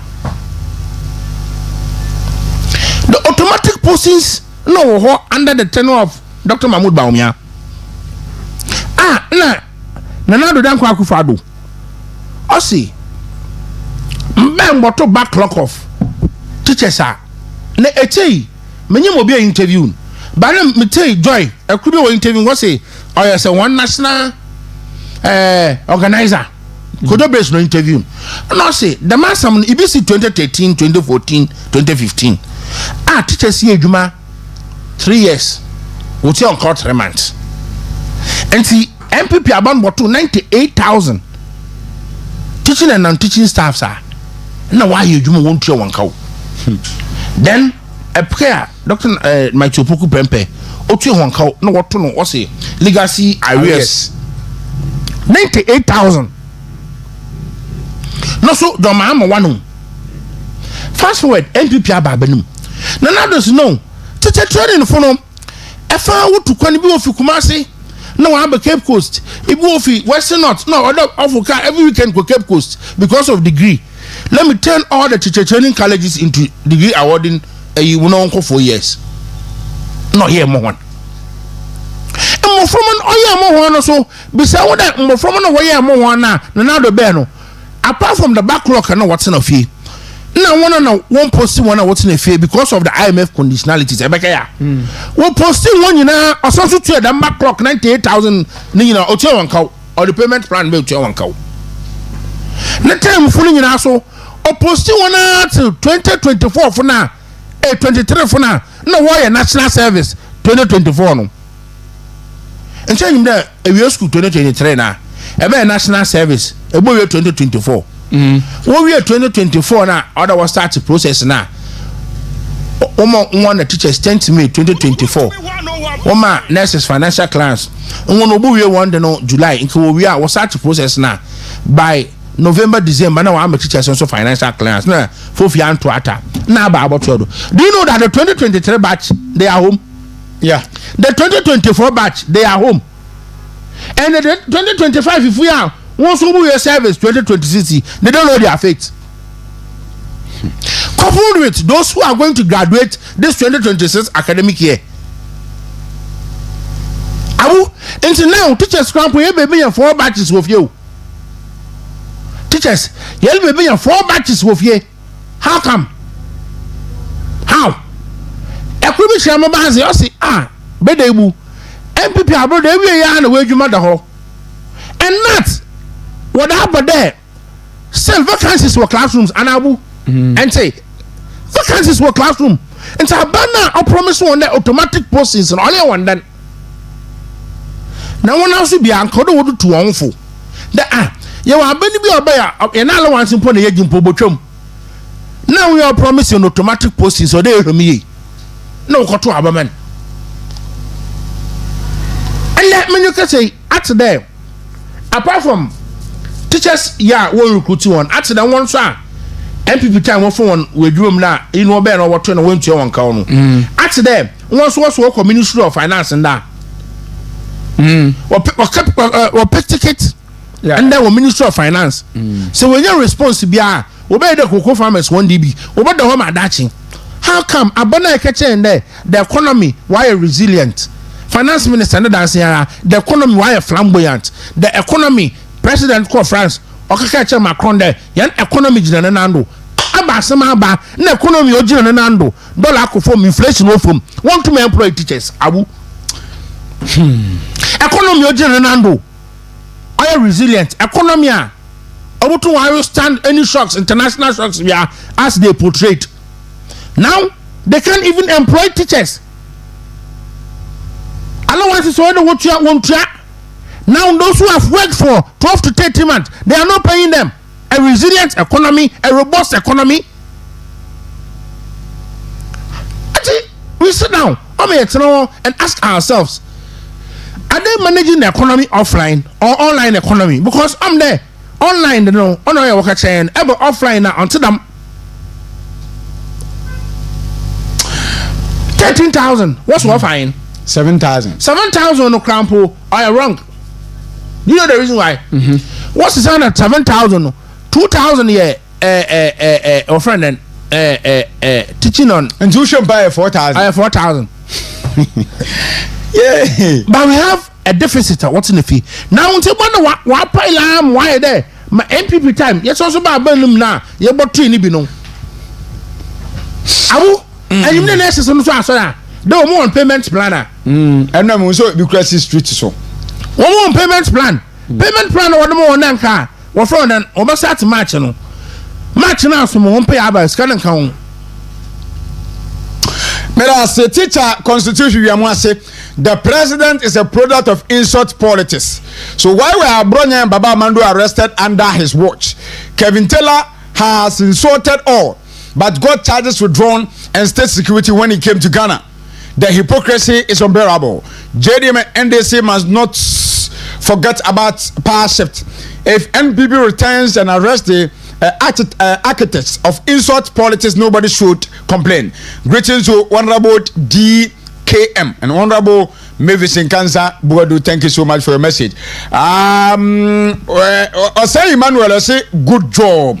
Yada say any day onso wode aba ene anope. We say okay, I think I've read this one already. So Mamishe, we will say good morning. This useless administration is trying to divert our attention from LGBTQ plus issues. But emfa hashtag abanfun yɛda se deɛ nso de aba nso ɛno no ɛwɔ ha yɛbɛfa frɛfo kakra nsa na yɛpagya yɛ mu de akɔ ɛwɔ ha wei sɛ biema me na yɛbɛfa lance wɔ se bro good morning please now where are the MPP communicators Okay. Enti yen share na fe yen to ase baba lines is 0248 071 174 0248 071 na yafa monsmajon che kakra ansa na yapeja mu ako ibu ha amene no edi nkomo e wa ha enana pe messages no de edoso pa pantino se Obama kwawutafo edia ode aba ene anope we see this issue continue to think that power will be in their hands forever, so they should stop and they should keep on misusing power and harsh political opponent. What at all is a crime of Baba Amando for posting a picture generated by AI on social media. NDC members did worse in opposition against NPP leaders, and nobody did anything to them. But per what they are doing to us, we will never forget them if NPP come to power. The NPP, the new NPP which will come in 2029 will be a different NPP. But I say Obama, and so dia ode aba enso eno ewa ha enti de etie enso eno no yaba 0248071174 0248071174. Good morning. Sorry. Wait na swatch. Good morning. Nana Maminjo. Maminja na member na baso papa. Na meno kasia ignorance akosi efiba incoming regional chairman or show papa for him tincha kese mawana pe. Na kaka me pesa me kan se en me yindi nkaso e ka che NDC ni jama ama en me yindi nkaso dizen na me ka ibu o kanu na nurses any teachers na nkasa so na edu be dia na mi blame no go tama na di omuka abaklock to any channel omu e sika no mu ye de omu ntraba enfema you see oyejima almost about amount 3 months chadi pana san fiaba o si me kwa ko traba me dia no man be sorry you wom no and in the NPP yes sir obia ye na jinye obia first no oye na jinye NPP offer the way no kwa ko traba no is coming. Good morning. Good morning. Hey, Adaruma, position who you are. Morning. Abu Atadani. Hey, Miniaba. Yeah, I will near you. Obaba Kuku, I'm in you. Why are dear power?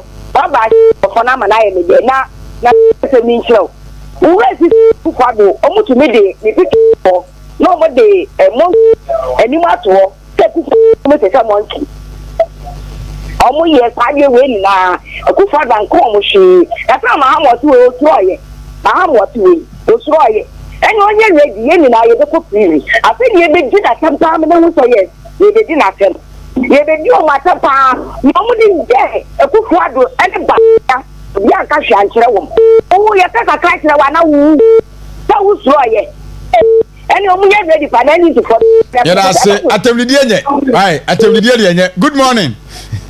Good morning abu bi ya bakade nyamna adu na so e gudu shami acho mamincha abdo daneyo sama regional so na landmo data incoming regional chairman any outside for official mo papa incoming regional organizer me mom de send NDC for person mo kan na Africa sa go share yin de me media me so anya de papa bi no de na ne amman ye bu ko mu apart from that yan kwala ya mu ko school na ko ya mo bi na ya de na men da so ka me me me bodo ma papa so ko so ne ka and na for na mo use any teachers na on farm me bodo ma ba so so sa na me no ka so fu ya tututu na ga sinu me bodo mama ba so papa na buta fana mo kasa say AI because na jo mama mo ne AI mambu ni anko so sa yan tututu mu sa na that's right. What do you that's morning? What do you need baby of baby fee? Openi mampacho mamintio.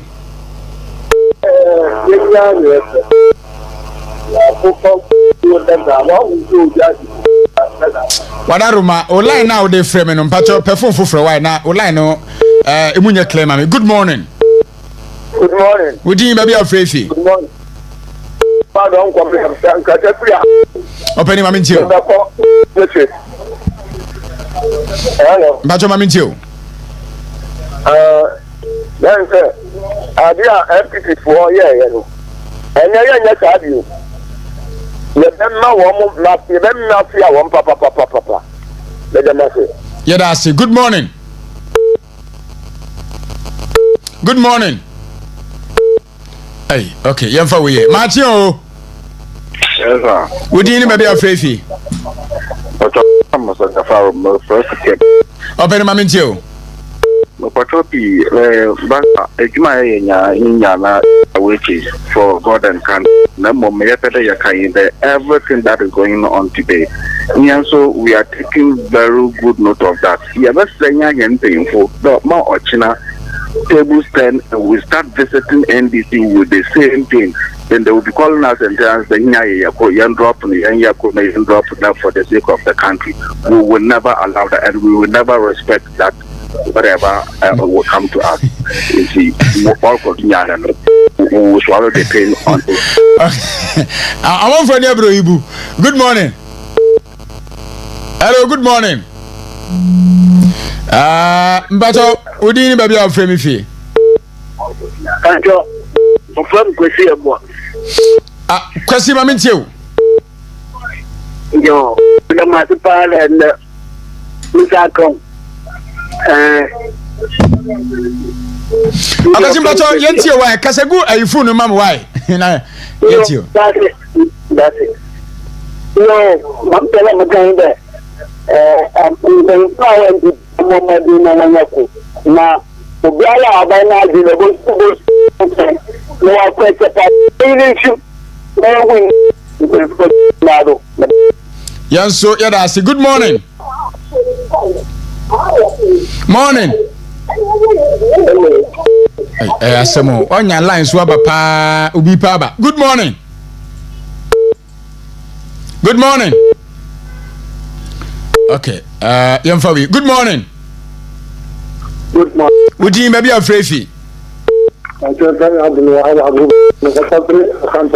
Abdullah mpacho mamintio.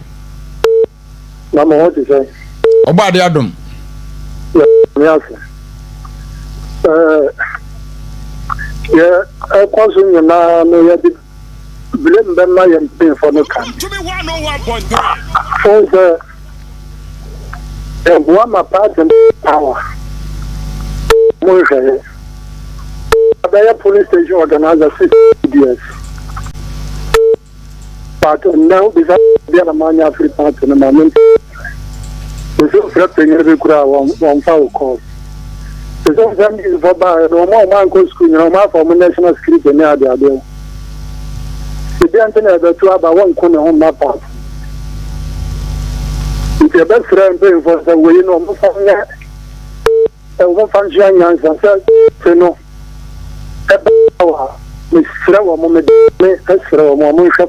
Yati omu wini a omu hwe efom fo. Morning. Hello, good tabu. Fata o yentio. Me da wase, why I make sure pa me fa kwenye cha Alhaji Habib Idris Masolon constituency. Me cha Mr. Chris e wo Mason kwanta incoming communication director.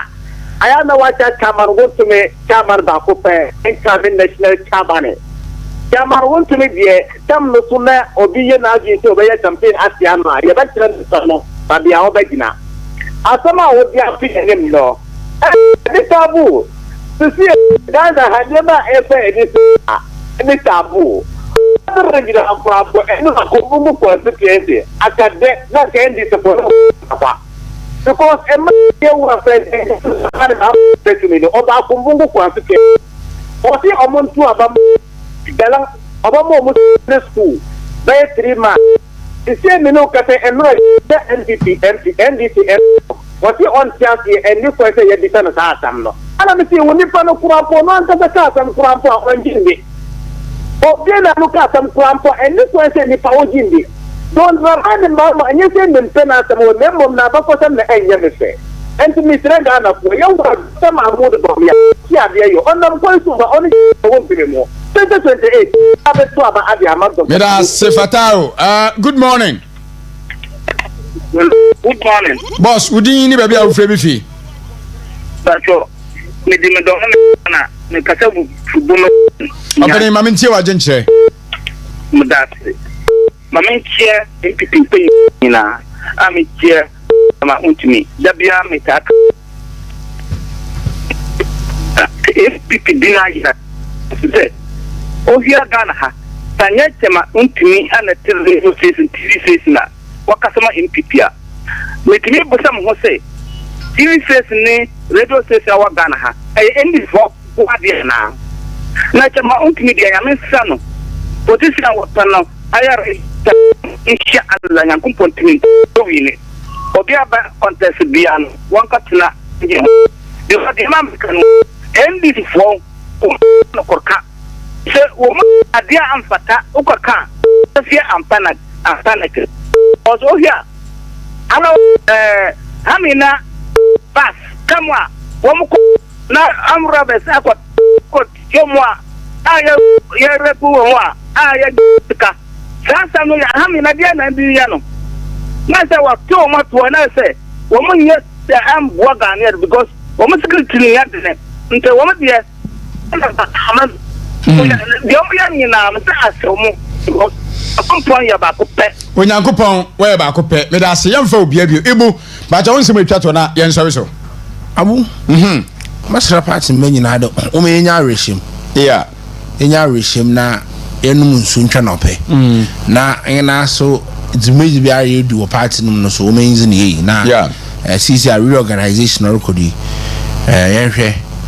na yen na me say the here na year election nazi another about to be a contest of ideas. Maybe to my eco delegate. Men kwasi show be ala roba. Men can send be ala echi e ka fra nyimpen da mbo party after election na other man so chuba what's sister na adra on the show. When I was baby, no. Maybe I'm here 7 4 and no more year quino. And we'll see one. No consequences so anyway, pa. Second day, minimum pass. I see me made the petty women's organizer. Okay. Of no Hajia Cindy Teku. Oh, okay. Watch Hajia. Watch out for her. Otherwise, a very fantastic woman. So, okay. Me, my can has a platform media. Why you mama party in the yard and transfer pay you how on why you mama were promoting from consciency or friend and loyal ladies captain when you know about region. Oh, okay. Marty, watch out. It's a for sales will be I mean. I was you're the best mama brand here birthday now.